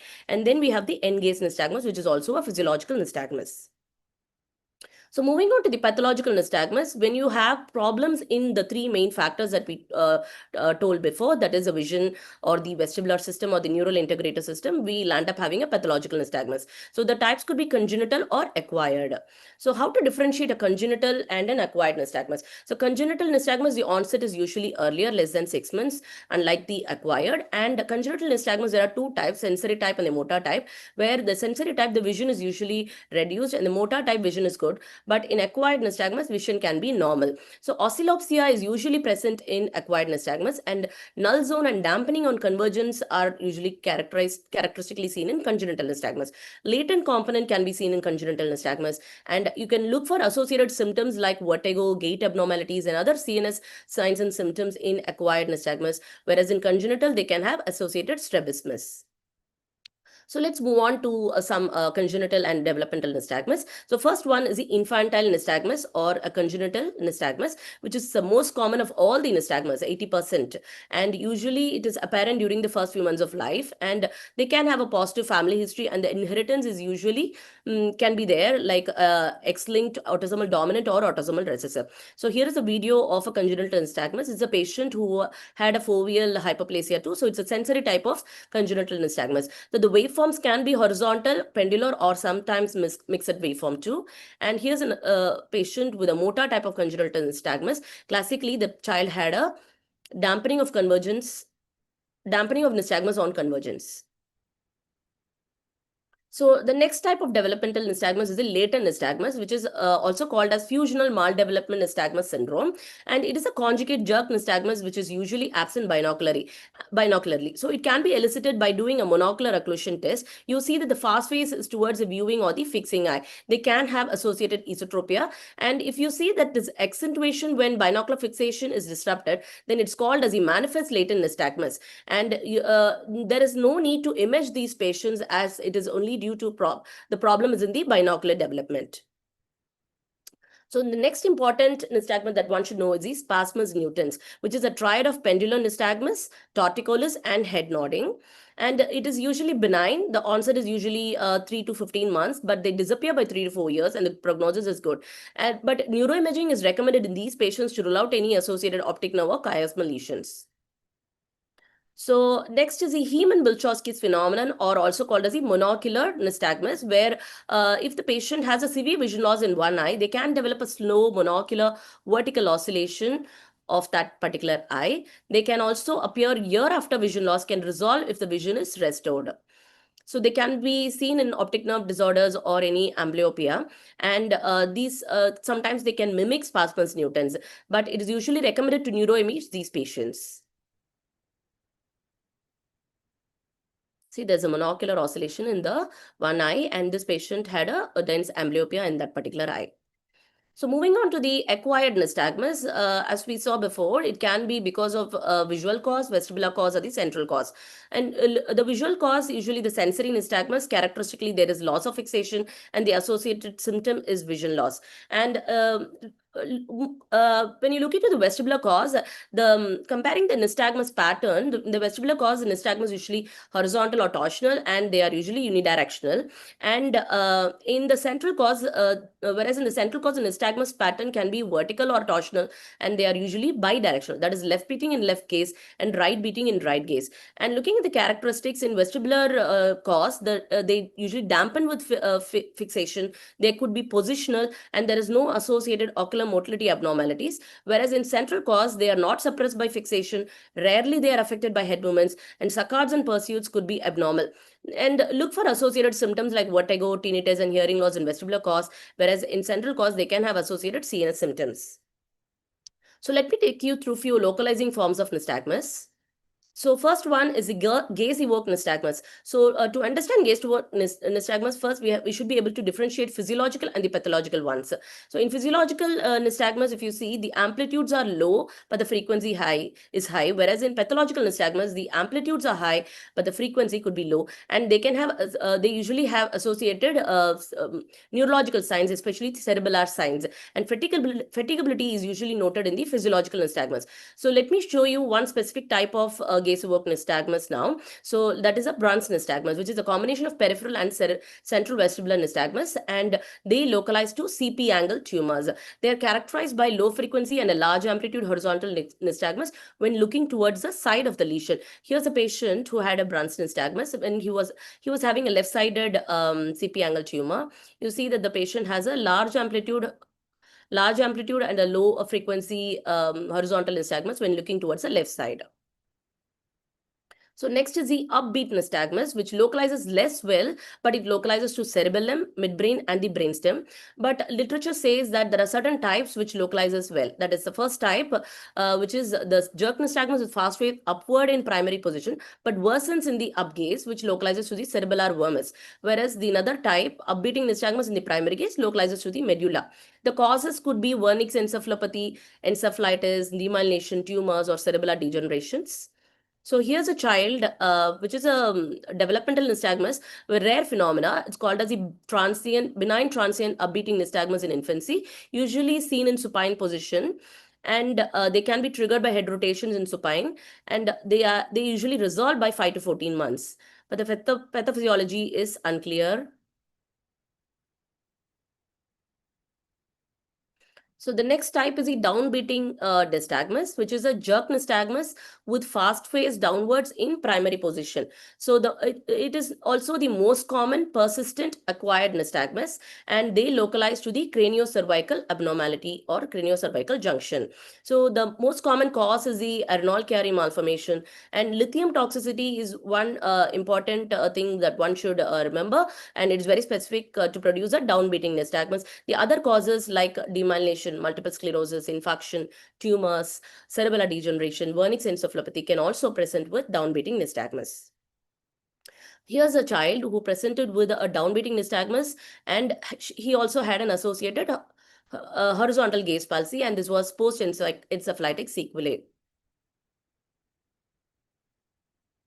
So another interesting nystagmus that I would like to cover is periodic alternating nystagmus. Unfortunately, I don't have a video of this. It's a repetitive cycling of right beating and left beating nystagmus in primary gaze. They usually have a conjugate horizontal jerk nystagmus with a fast phase in one direction for 1 to 2 minutes, with an intervening null phase around 10 to 20 seconds. The nystagmus starts beating in the opposite direction. So, for eliciting this nystagmus, one should spend time in examining the patient for several minutes in the clinic, and then only we'll be able to pick up this periodic alternating nystagmus. And they localize to the pontomedullary junction or cerebellar nodulus and uvula. So far we saw all the nystagmus. All the nystagmus were all symmetrical except for the monocular nystagmus of the Heman-Bilchowski phenomena. Now let's see the dissociated nystagmus. That is nystagmus which is asymmetrical between the two eyes. And one of the important types is internuclear ophthalmoplegia, where the lesion is along the medial longitudinal fascicle of the ipsilateral side, where there is adduction limitation on the same eye, and you see abducting nystagmus on the other eye. So the abducting saccades are an attempt of the brain to compensate for the weak medial rectus. So here's a patient who presented with a bilateral internuclear ophthalmoplegia. The patient is trying to adduct in the right eye, and there is adduction limitation and an abducting nystagmus of the other eye. And again, on the left-sided attempted adduction, there is adduction limitation and abducting nystagmus on the right eye. So this was secondary to demyelination of the midbrain in this young girl. So far we covered all the nystagmus were all conjugate, that is eyes were moving in the same direction, whereas now let's see disconjugate nystagmus, that is eye moving in the opposite directions. There are it can be vertical and horizontal. Vertical example for vertical disconjugate nystagmus is the seesaw nystagmus, and horizontal disconjugate nystagmus is the convergence retraction nystagmus. So let's see seesaw nystagmus. Seesaw nystagmus is classically the one eye elevates and intorts, and simultaneously other eye will depress and extort, followed by reversal of the cycle, and they localize to chiasmal or the cellular lesions. Here's a video which shows beautifully a seesaw nystagmus. The eye elevates and intorts, and the other eye depresses and extorts. So this looks like a seesaw, and you have to rule out any chiasmal or the cellular lesion. Next is the convergence retraction nystagmus, which is not a true nystagmus, but they are bilateral adducting saccade causing convergence of both the eyes, which is happening because of co-contraction of both the horizontal and the vertical muscles simultaneously. So this can be elicited by having the patient to look up as the eyes converge and retract, and they localize to the dorsal midbrain lesions. So dorsal midbrain lesion or dorsal midbrain syndrome, the findings could be a convergence retraction nystagmus, light near dissociation, upgaze palsy can be noted, and eyelid retraction are also noted. You can remember it by using this mnemonic clue. And here is a patient, a 9-gaze photograph of a patient who presented with dorsal midbrain syndrome. The patient had an upgaze palsy and lid retraction. Let me show you a video of a convergence retraction nystagmus. See, as the patient tries to look up, the eyes are converging and retracting. So this patient was a case of pineal gland tumor, and this is the neuroimaging of the same patient with a residual lesion in the midbrain.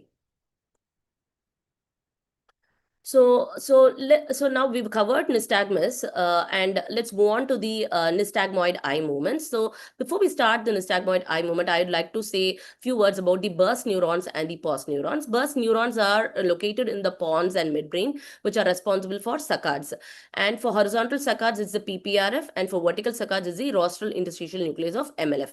And there's something called as pons neurons. So burst neurons are kept silent by these pons neurons in the PPRF, and when saccades are made, pons cells have to be inhibited by inputs from the supranuclear structures. And you have a saccadic disorder when there is a pons cell dysfunction. So saccadic, like nystagmoid eye movements are nothing but saccadic intrusions, which is a involuntary conjugate saccade that interrupts a fixation. And the types could be square wave jerks, ocular dysmetria, macrosodic oscillations, opsoclonus, and ocular flutter. Let me show you a few of the nystagmoid eye movements. So this is a patient of PSP, progressive supranuclear palsy, who had a small horizontal conjugate saccade, and which typically takes away the eye from the fixation. So it is called as the square wave jerks, and normally also it can be seen in adults or children, but it's usually abnormal if it is more than 9 to 15 per minute. And the causes are usually neurodegenerative conditions like PSP or Parkinson's or cerebellar disease. So I'd like to touch opsoclonus, which one should be aware. Like, it is also a saccadic intrusion. It's involuntary conjugate multidirectional saccade without any intrasaccadic interval, and they can persist during sleep. So they can have associated eye blinking, facial twitching, myoclonus, and ataxia, which is called as the dancing eyes and dancing feet. And ocular flutter is also very similar to opsoclonus, and these patients can harbor small cell carcinoma of the lung or carcinoma of the breast, ovaries, and sometimes multiple sclerosis and brainstem encephalopathy can also present with opsoclonus. And if you see an opsoclonus in a child, one should rule out neuroblastoma. So moving on to the treatment, the management of nystagmus, the key principles are: first, identify the type of nystagmus and then the etiology, and then considering the patient's age, the visual demands, and the functional goal, you decide the treatment. The three main treatment modalities that are being tried for nystagmus are optical aids, medical management, and surgical management. So out of which optical aids or the spectacle correction is very important in these patients. And spectacle improves the vision, and this can suppress the latent nystagmus. Prisms can be tried to shift the position to a null point, and soft contact lenses can be tried to stimulate the trigeminal efferent nerve so that it gives a good visual stimulus for fusional control. And high minus lenses are also tried for accommodative convergence, and then thereby dampening the nystagmus. And going to the medical management, the topical brinzolamide are being tried for infantile nystagmus, and then baclofen are tried for congenital nystagmus, seesaw nystagmus, and periodic alternative nystagmus, and gabapentin, clonazepam, or 4-aminopyridine are tried for downbeat nystagmus. Going to the surgical treatment, the indication is usually a large face turn more than 40 degrees, and the surgery could improve the head. To improve the head posture, they move the eye towards a null position, and sometimes they can also reduce the amplitude of the nystagmus by weakening the muscle like you can do a tenotomy or a recession. So, I'd like to share a mnemonic for nystagmus so that we recall better this complex topic. So, for congenital nystagmus, the mnemonic is congenital. C for convergence dampens, oscillopsia absent, null zone present, gaze can be uniplanar, and equal in amplitude and frequency. Near acuity is good as they converge, the nystagmus dampens, and inversion of Ocane response can be noted, and face turn is noted, and A for abolishes in sleep, and L latent nystagmus can occur. And in acquired nystagmus, I have done an alphabetical followed an alphabetical pattern like spasmus newtons. S for spasms newtons localizes to cellar, S cellar mass. Seesaw again cellar mass, S. B followed by C, so Brunt's nystagmus and CP angle. Convergence retraction, that is C followed by D, so convergence retraction dorsal midbrain. PAN, that is periodic alternating nystagmus. P and P, pontomedullary junction or posterior fossa, that is cerebellar, nodulus, and uvula. INO, N and M, N followed by M, so INO, MLF or midbrain. And upbeat nystagmus, but it goes down to down in the localizes down in the posterior fossa. So downbeating again down in the craniocervical junction, or yeah. So I'd like to conclude saying that the pathology of three main control mechanisms of steady gaze, that is a visual fixation, vestibulo-ocular reflex, or neural integrator system, can leads on to nystagmus. So decoding a nystagmus needs a comprehensive eye exam followed by a neurological examination. A special emphasis is required for patient history, symptoms, general health problems, medications taken, and environmental factors. Visual acuity assessment, which includes a proper refraction. So I'd like to dedicate this presentation to all my mentors and teachers in my alma mater. And I'll conclude by saying this saying, Innenba, Yenaya Erithenba, Ivirandum Kannenba, Varum Virka, meaning knowledge and wisdom constitutes the two eyes of life, enabling all living beings to understand and function in this world, as told by the great poet Thiruvalluvar. Thank you. Thank you, ma'am, for covering all aspects of nystagmus beautifully, and especially those mnemonics. I'm sure it will be a lot of help to all the residents. I would like to move on to our expert panelist, Dr. Jyoti, ma'am. Your comments or anything you would like to add? Yeah, I think she's covered it very beautifully, Dr. Durga. It's not easy to cover nystagmus, actually. And for the students, once you see nystagmus, you also start getting nystagmus because it's a very difficult topic. But she's covered almost everything related to it. A few points I would say is that when you see actually a patient of exams, yeah, it's different. But in an OPD, if you see, it's very difficult sometimes to figure out. So call the patient again. This is also true for any squint patient. You have any doubt, call the patient back. You cannot necessarily give an direct diagnosis or treatment plan. You can call again when you have more time and you can see. Sometimes recording the nystagmus also works. You can actually record it, see it again and again with yourself, with your colleagues, with your mentors to figure out what it is. And sometimes you can, now we have a lot of gadgets which allow slow motion also. So you look at the slow motion, see whether you really can differentiate a nystagmus from a nystagmoid movement, which is very important. And that's why in cases like this periodic alternating nystagmus, where the nystagmus changes, it's important to study this nystagmus over at least 3 to 5 minutes. Don't be in a hurry to just see it for a few seconds and go. So when you even do a recording, do a 3 to 5 minute recording so that if you see the nystagmus changing, you are able to pick it up. So that is important. Now, in cases of acquired nystagmus, yes, always have a good collaboration with a neuro-ophthalmologist and a neurologist because it's needed for you to send the patient.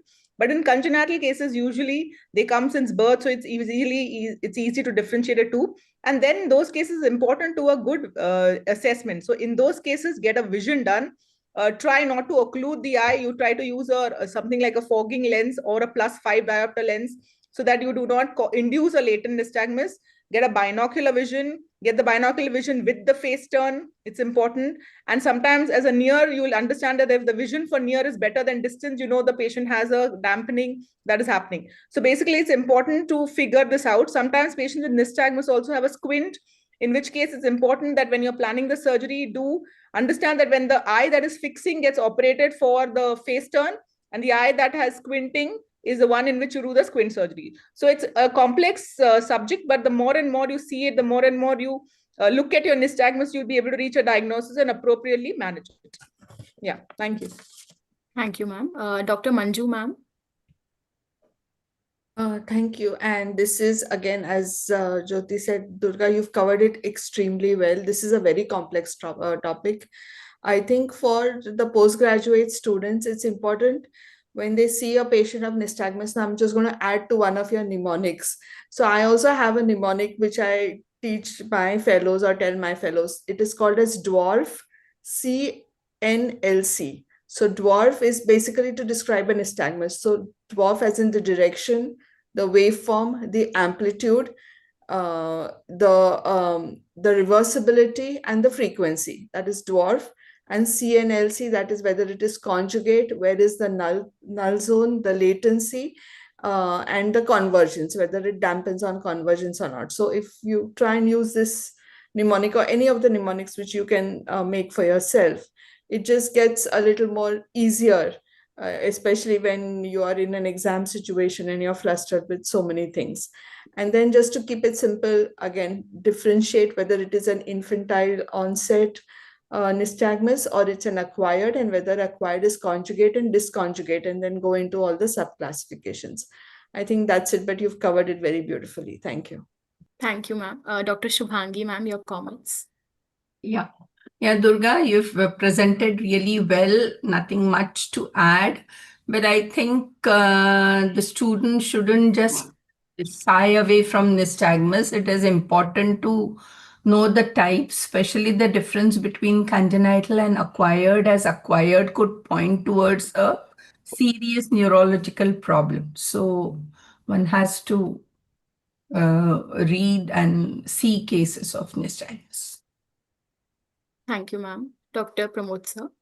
Yeah, I think Dr. Durga has covered it very well. Just few things I wanted to say. One is that INC, she says it is in the cerebellum. It is actually in the midbrain. I think it was just a slip of tongue, just an anatomical fact. Another thing is we need to record visual acuity, binocular vision also in these cases, because that may be different. Once you cover one eye, the vision drops because the nystagmus intensity is going to increase. So important to look at what is binocular visual acuity, and also look at near vision, because one thing is that could be convergence null, so vision may improve. And other thing is that accommodation is often weak in these cases. This I'm talking mainly of CN. Other thing is to differentiate what we say now as INS and latent nystagmus, the CN and LN, because LN is usually associated with infantile deviations. It is going to increase on the temporal. Once the eye moves in, there is a nasotemporal asymmetry, and there is a fast intensity increases on the lateral gaze. So it is important to look at that aspect, because if you correct the strabismus part, LN may improve, whereas CN needs different kind of management. So their waveform, their presentation, and everything is different. So I think that distinction is important. And of course, AHP has to be kept in mind, because quite often they are adopting an abnormal head posture. So if you don't take that into account, so you can have a gaze angle null because of AHP, or you can have convergence null because of that. You may have Seansier syndrome. We all know that is with latent nystagmus. Thank you. Thank you so much, sir. We'll move on to our next presentation. Dr. Sucheta Parija, ma'am. She is going to speak on the basics of horizontal strabismus. Over to you, ma'am. Ma'am, you're muted. Please unmute yourself.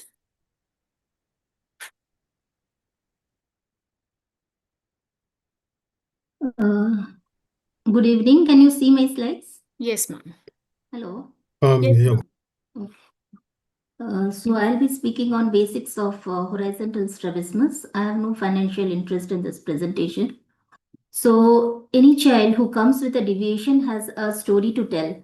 So any small child coming to our clinic, we sometimes shy away from looking at these children But if you see, they may be coming to you with any type of deviation, maybe it inward deviation or a outward deviation. So basically, I'll be speaking on isotropias and exotropias. So as we have already discussed, history taking is paramount important, and very important is you have to ask for certain complaints, whatever they have having, or why the child is coming, because sometimes children, if they have a outward deviation, they come with uh, something of asthenopia, or they don't have any symptoms, just the parents they get them. Age of onset is very important, because then only it gives you an idea whether you are dealing with a congenital or a acquired strabismus, and you can ask for old photos and look into it. Pattern of deviation is very important, whether it's a constant or a intermittent, and how is the deviation, whether it is in the same eye or it is alternating. Very important also to ask for the precipitating factors, because sometimes these parents, they complain that we see there is a deviation just after a episode of diarrhea or a fever, or there is a trauma. Developmental history is paramount important, and you should always ask for this, because many of these cases come with some type of neurological disorders, mainly the cerebral palsy children, and then history of treatment has to be taken care, whether they are using any glasses, any occlusion therapy has been done, or any previous surgery has been done in these cases. Assessment of visual acuity is very important, and this already discussed, so I'm not going into detail. But at least pre-toddlers, like if you 2 to 3 years, then you can give them some cardio acuity charts, or if they are elder than 5 years, 6 years, then this will help you out. The importance of refraction cannot be overruled, and as already said, any cases of strabismus, you should have a age-related cycloplegic refraction. Any strabismus you are seeing there is a esotropia, it's better to go less than 5 years. It's always better to do a atropine refraction in those cases. And if they are usually using a glasses, always check for centration of the glasses, because sometimes if it is not centered and you are doing a measurement of the deviation, the high powered glasses itself can produce a prismatic effect over the deviated eye. So sometimes very important, you have to look for the fixation pattern, because a very small child who is coming, you have to see whether there is a component of amblyopia or not in them. So if you look at this picture, there is a fixation that most of the time the child is looking at the left eye. Suppose you want to close the right eye, you'll see that he will resist, and then you can have an idea that there is a component of amblyopia in these cases. So looks can be deceptive, because sometimes there can be something in the fundus and you are just only looking at the strabismus. So neurological status is very much important. A child with a hydrocephalus, you can see a child who is coming to you with such a big head, and there is a exodeviation or esоdeviation. Always see and do a fundus examination, that will give you a clue, because this cases needs neuroimaging, and any cases can come with an acute onset esotropia with having a sinister thing of a brain tumor sitting on it. Sometimes the retinoblastoma presents to you with a deviation of strabismus in most of the cases, and if you don't look at the fundus, we will be missing on those cases. And so these are overall looking at the patient, looking at the systemic associations as well as neurological status is very important. So coming to the approach to esotropia is very important. When we look at these patients, we have to first of all see that whether we are dealing with a true esotropia or it's a pseudo-esotropia. So in these cases, if you see the child is there and it's appearing like a esotropia. Second, very important when you are seeing this cases, age of onset is important, and whether the strabismus which is there is intermittent or constant, and more whether it is when they are fixing for near or for distance. So workup of esotropia is basically when they are walking up into the clinic itself, looking at the abnormal head posture or looking at any face turn which is there. And we go ahead, already discussed with us, we will be doing the Husberg's test, the cover test, the motility test, visual acuity, or in very small children, check for the fixation pattern or look for the central steady and maintain fixation, it is there. If very small child, you can do a Krimsky test, and then you have prism cover test for elderly children to get the deviation. Anterior segment evaluation is very much important because sensory factors you may miss, and fundus I have already discussed. So we'll take a few cases and then we'll see. So it's very important to rule out pseudoisotropias, and which is very most common. If you see, most of the parents come that they say that we have some type of squinting in my child. So the child may be orthophoric, but there is appearance of esotropia that is because of a flat, broad nasal breeze or a prominent medial epicanthal fold or a narrow interpalpebral distance. If you just pinch on the broad of the nose, you'll see that the corneal reflexes are centered. But you just cannot give reassurance to the parents, but observe and follow them up, because you never know, towards the later part you can have actually a strabismus in these cases. So coming to the types of esotropia, it can be a comitant or an incomitant, and in the comitant type, it can be accommodative, partially accommodative, or non-accommodative. In the non-accommodative group, the essential infantile esotropia is the most common. We'll be talking about it. I'll be discussing on the acute concomitant esotropia, cyclic esotropias, and sensory ETs. Among the non-comitant, the paralytic strabismus, mainly the sixth cranial of palsies, they usually come, but you have to be also very careful to look for myasthenia in those cases. Sometimes the thyroid eye diseases, they also present. You can have Duane's retraction syndrome, which can also be a differential for this. And strabismus fixus, or very rare but spastic, also can present as a esotropia. Coming to our first case, this is a 14-year-old boy who came with a complaint of inward deviation noticed by the parents since 2 months. Uneventful antenatal or a postnatal period. Anterior segment appears normal and fundus is normal. So when you look at this 9-gaze picture of this child, what exactly are you seeing? Look at the fixation pattern in this case, because this is very important, because you are ruling out the amblyopia in these cases.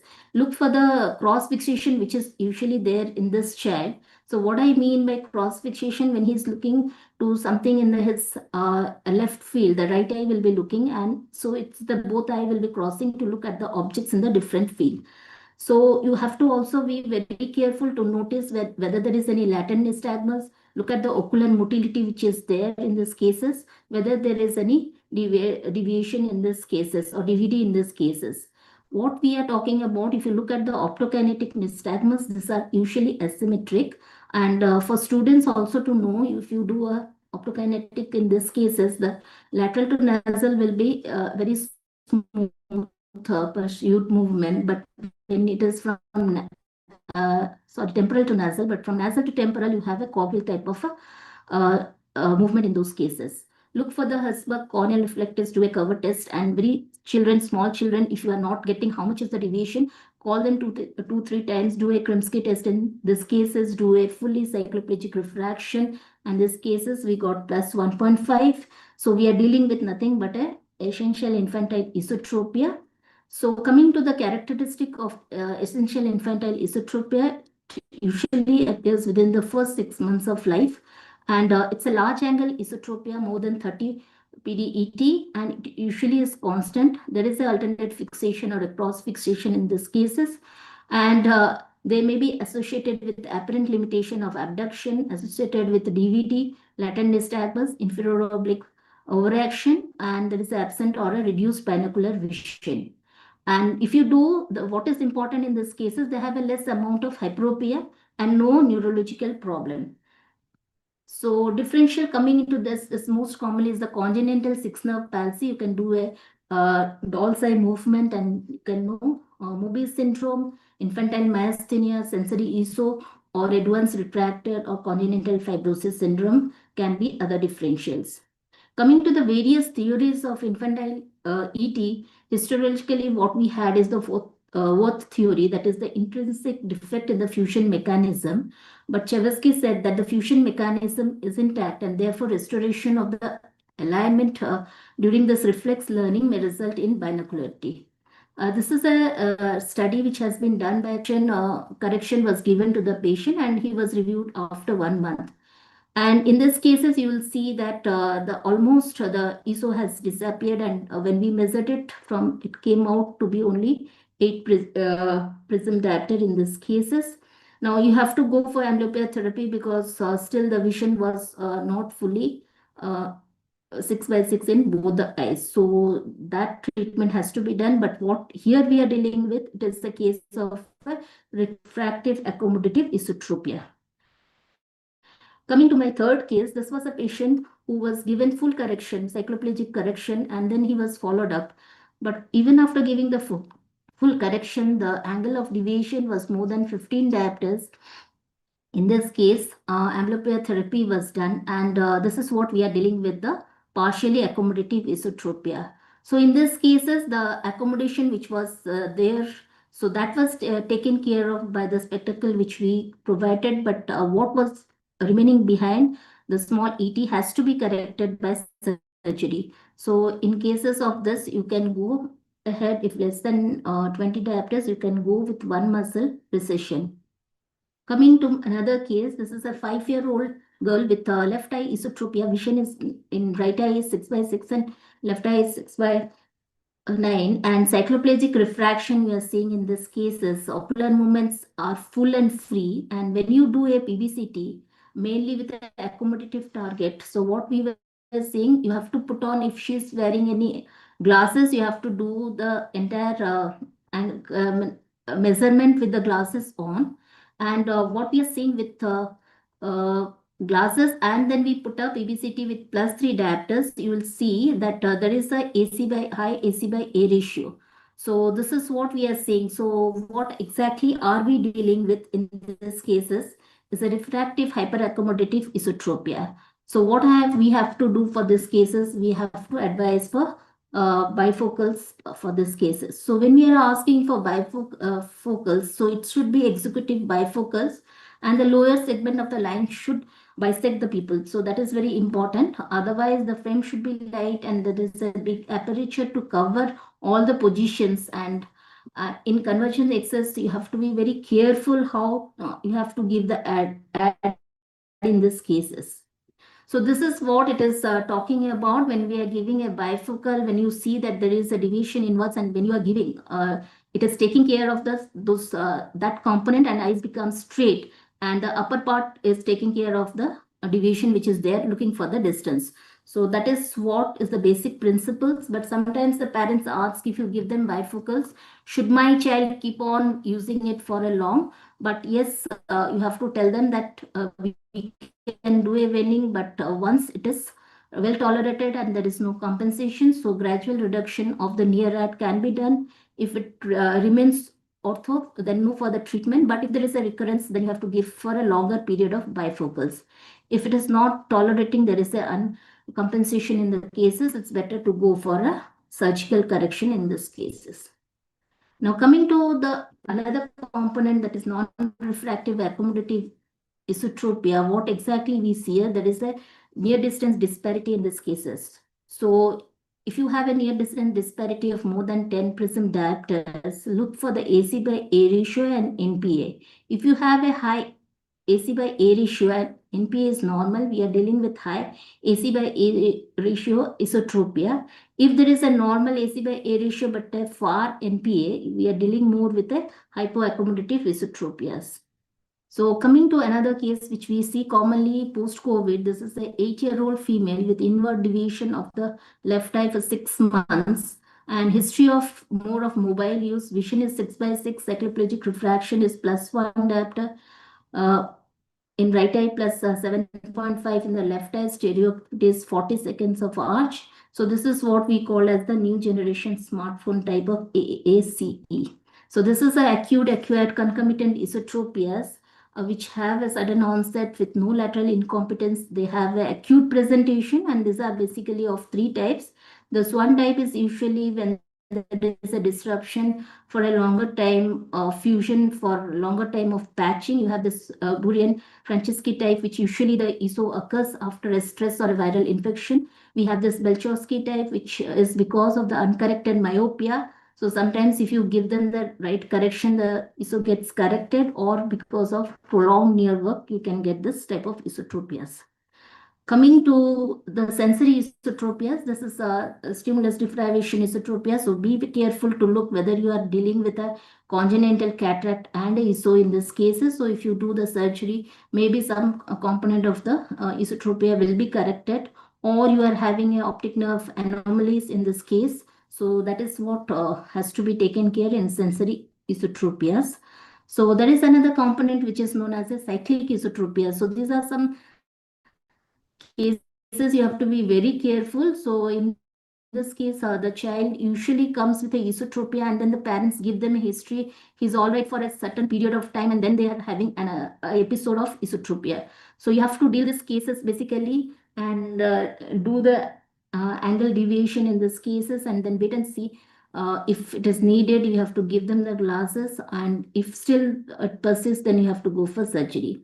Hence, doing everything, you have to be very careful in if some cases of the cases come to you even with a isodeviation. But if there is a limitation of movement, well, you are dealing with a sixth nerve type of palsy over here. But sometimes we say in adults, if they come to you with a sudden onset of esotropia, and you know that this is because of ischemic type, then we don't ask for neuroimaging. But sometimes what is important is, when do we advise for neuroimaging in these cases?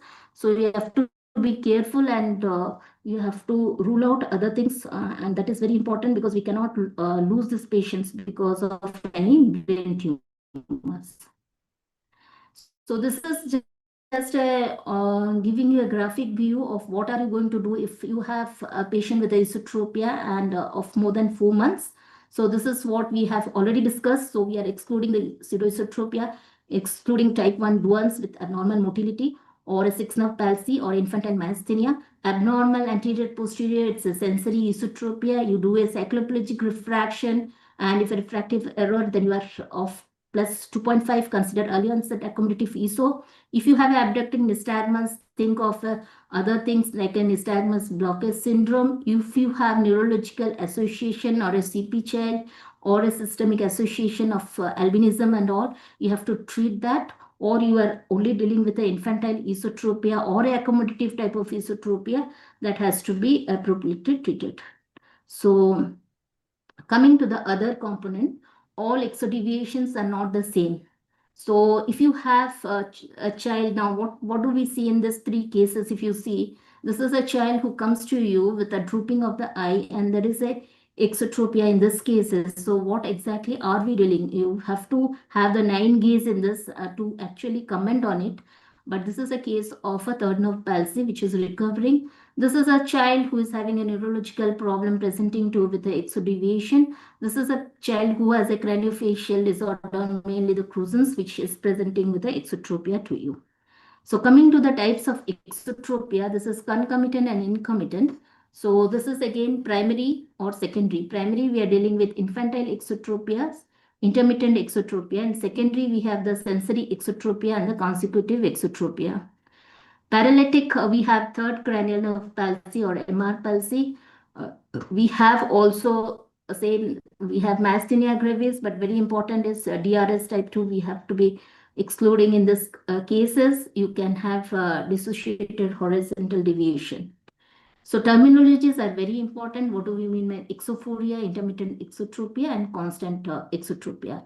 So exophoria is like what we have discussed. So you do a cover and cover test, and you can find out when the eye is sometimes looking straight, but you have this phoria component.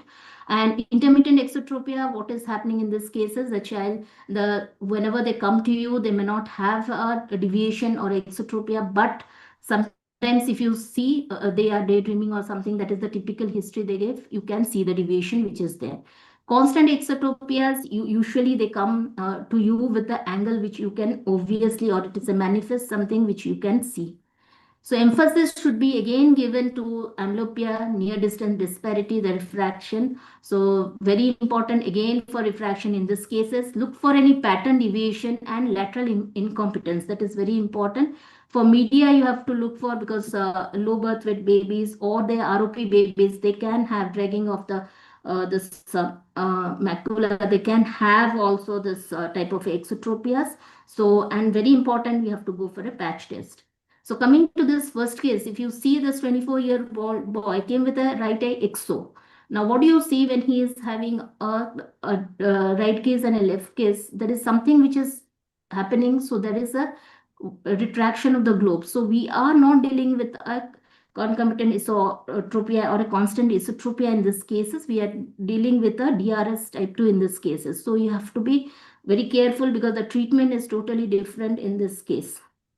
Coming to congenital exotropias, which is not much common, but constant deviation by 6 months, amblyopia in 25% of the cases are there. And there is more increased incidence, especially in cases of craniofacial disorders with cerebral palsy or in cases of ocular albinism. And in these cases, you have to be careful, and surgery should be done within 2 years for a better sensory and motor outcome. So I'll be focusing only with the intermittent exotropias, which is the most common form, and usually they are asymptomatic. But if you have a child who is coming to you or a student who is coming to you, they can give you a complaint of asthenopia, headache, blurring of vision, and eye strain. Sometimes they have this perennial diplopia, but parents typically say that when we take the child during a sunlight, they usually cover the eye. So this is what is a phenomena called as diplopia photophobia, where the child tries to cover one eye because of the eye going into deviation. So, and they see the objects very small, so micropsia can be associated. Now, what is important in cases of intermittent exotropia, how do we know that the deviation is there for all the time or not? Because the treatment varies accordingly. So we have modified Newcastle's and pedic office control scale, but I'll be talking only on one, that is the Newcastle score. So there is a home control, there is a clinic control, and exotropia for near as well as distance.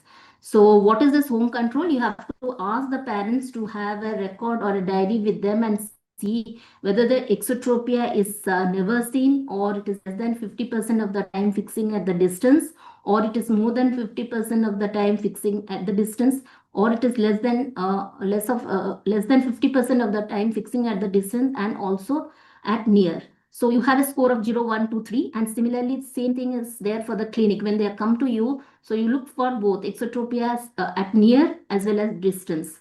So this I think if you have a manifest simultaneously, then you have a maximum score. So total score which we take is the home plus the near plus the distance.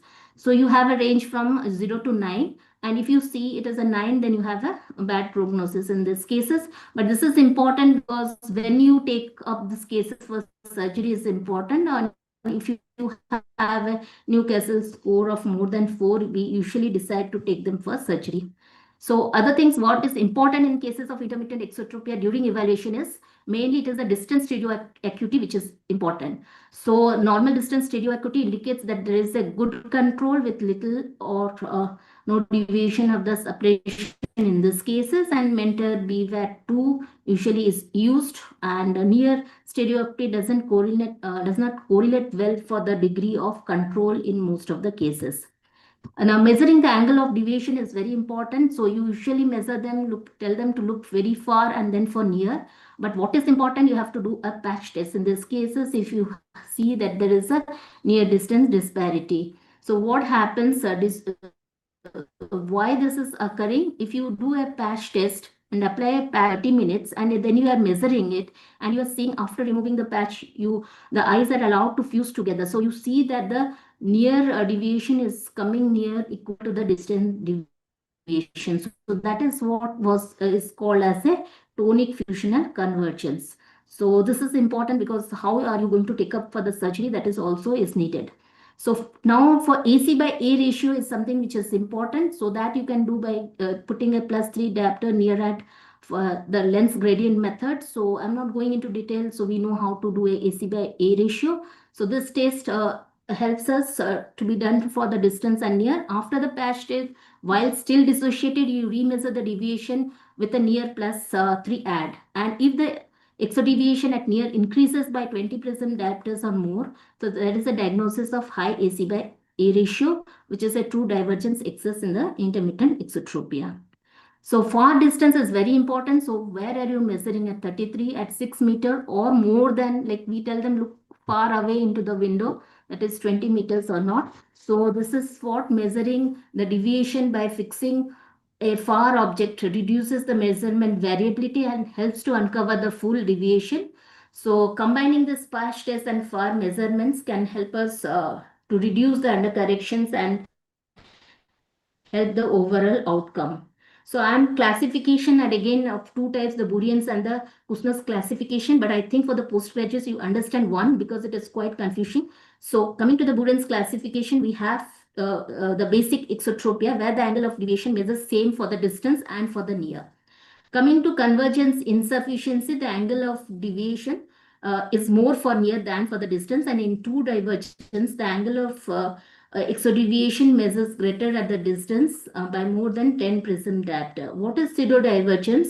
The angle of exodeviation measures greater at distance, that is more than 10 prism diopter, but this difference becomes minimal after the monocular occlusion. So that is why I have written that in bold letters, you can understand. So this is what is a pseudo divergent excess. So what Kushner talked about, he talked about the AC by A ratio and he talked about the tenacious proximal fusion. And instead of confusing, that is better for our prognosis or treatment. But this classification, if you understand, you can understand some of it. So when do we operate? That is the most important thing. And the amount of, if you see that the amount of deviation is increasing and more time, more than 50% of the time, you can see the exodeviations. The control is reducing. That is the scoring system, if you see, is more than 4. Frequency of deviation is also increasing, and there is the abnormal stereopsis for the distance. That is also one of the factor. Age is also a factor when do you operate in this child. We have management non-surgical options and surgical options. For non-surgical options, correction of the refractive error is very important. Overcorrecting with minus therapy, that can be also done, which and then part-time occlusions, prisms you can give. Orthoptic therapies are very important in this cases. What they talk about is make the patient aware about the deviation that is occurring during the therapy. And botulism toxin can be given to the lateral rectus. Surgical options are there, basically on the type of intermittent exos you are having. If you have basic types, you can do a unilateral reset. True divergence exit, you can go for a symmetric LR recession. And if you have a convergence insufficiency R by R with more of R MR resection, if you have a or V pattern, if you see inferior oblique overactions along with the lateral rectus R by R or a lateral rectus recession, you have to take up the obliques in those cases. And very important, if you have a lateral incompetence, that also is important, then you have to do a lesser amount of LR resection in that eye. So I finish it with poll again, looking at you, giving a case of this girl having 24 years with a left eye. So her near distance is 60 xt she's having, and 50, and for distance it was 65, and then we did a patch test and then it improved to 75 for each, and she had a full correction in also. And so what type of deviation are we dealing with, and what is the treatment or the surgical method in it? So think about it by giving you all the lectures. So I finish off with giving my take-home message. It's a meticulous history taking, cycloplegic refraction, and orthoptic evaluation is very important to establish the type of ISO or exo deviations you are dealing with. Refractive correction is very important. Amblyopia therapy is quite essential before you jump or do any surgical correction. In accommodative ESO, it's the one only strabismus we talk about, which can be corrected with the surgery and with the giving then the full corrective glasses. Bifocals, executive type for high AC by A ratio. It's very important. Infantile ESO surgery is a must and it has to be taken in appropriate time. So digital users have seen is AACE and need appropriate treatment, and intermittent XT when to operate, that we have discussed. Thank you. Thank you, ma'am, for a wonderful presentation. I would like to ask Dr. Shubhangi, ma'am, for her inputs. It was an extensive talk. covering both esotropia and exotropia. One thing I would like to stress is when we are saying early surgery, it just doesn't mean operating early. It also means you should be able to assess the child early and give a good result. So unless you can assess the child properly at the age of 6 months, you shouldn't venture with surgical correction. That message should go out to the postgraduates. And secondly, it is always very important to rule out accommodative esotropia. The classical teaching tells that accommodative esotropia occurs at the age of 2 to 3 years, but we have seen accommodative esotropia occurring at a earlier age too. And again, a word of caution about the bifocals when you're dealing with an high ACO or A ratio. Properly made spectacles are important. Otherwise, there's no point in giving bifocal glasses if the child is not using the lower segment for seeing the near. So fit of the glasses is very important. And yes, again, in intermittent exotropia, the timing is important. You can't operate, shouldn't operate before the age of 4 years, because in case of overcorrection, you are creating an monofixation or making him lose his stereo. Thanks. Thank you, ma'am. Dr. Pramod, sir. I think it was a very long topic. We should have had one on ESO and one on exo deviations, I think. It was very extensive, and the whole thing gets very, it's like fast forward, you know. We can Just principles of management rather than describing it easy. was, yeah, it should be more structured, I think, because it was maybe two talks would have been better, one on ESO and one on EXO. Other things about Dr. Shivangi has rightly said, in infantile deviations, there is a lot of, I mean, when to operate. That is true with all kinds of infantile ESOs. We should try to operate by 8 months to 1 year, because if you delay it by 2 years, the binocular outcomes are not going to be good. So earlier the better. Some people say that even by if the age of 4 months, if the deviation is constant about more than 40 prism diopters, then they may be even operated by 6 months. So that's one thing. Other thing is about dissociated horizontal deviation in these cases. Some of these are infantile, so they could also have a DHD. So we need to take that also into account, because if you don't take that into account, they will end up with a consecutive exo in later part. DVD usually doesn't manifest around 1 year it comes. And about partially accommodative, some of these children, if you do surgery, they tend to, the surgical results are less. So you need to do slightly more surgery in these cases. This from different reports. So more surgery is required in these cases than what you do traditionally. And about AACE, one thing I want to point out, that some of these children could have brain tumors also, not very common, but and they can present with an acute acquired competent esotropia to begin with. So it's very important to keep that in mind, that one of these cases, they could have a brain tumor or some other CNS pathology. Usually deviation at distance is larger in these cases, but they need to be evaluated. And if that is there, MRI and neuroimaging needs to be done. About exodeviations, I think again it is a very broad and complex topic. Children usually need less surgery. You may operate them earlier if their binocularity is suffering, but the amount of surgery is usually you need to do less surgery for children who are less than 7 years. By 4 years, you can operate maybe earlier also. That depends upon how well you can assess and how confident you are about the results. And we are moving more about around bilateral lateral rectus recessions, rather other surgical strategies in most of intermittent exotropias, no matter it is convergent insufficiency or it is basic, whatever. So we are moving in that direction. So of course, there are a lot of things there, and there's no time to discuss all that here. Thank you so much. Thank you. Thank you so much, sir. I hope the residents and other ophthalmologists are less apprehensive in taking a squint case to examine the next time. Rolika, ma'am. Yeah, thank you so much to all the speakers and the expert panelists for this wonderful session. Especially thank you for coming on a Sunday evening. I know that it's supposed to be break day for everyone, But I think you've done a you put in great efforts to convey the message to the postgraduates. So thank you, speakers and the expert panelists and Dr. Lippy as well. So the wonderful session and a very good night to everyone. And thank you, Sunilji, for helping out with the technical issues that we ever face, and that is always keeping it smooth. Thank you so much. Thank you, everyone. Good night.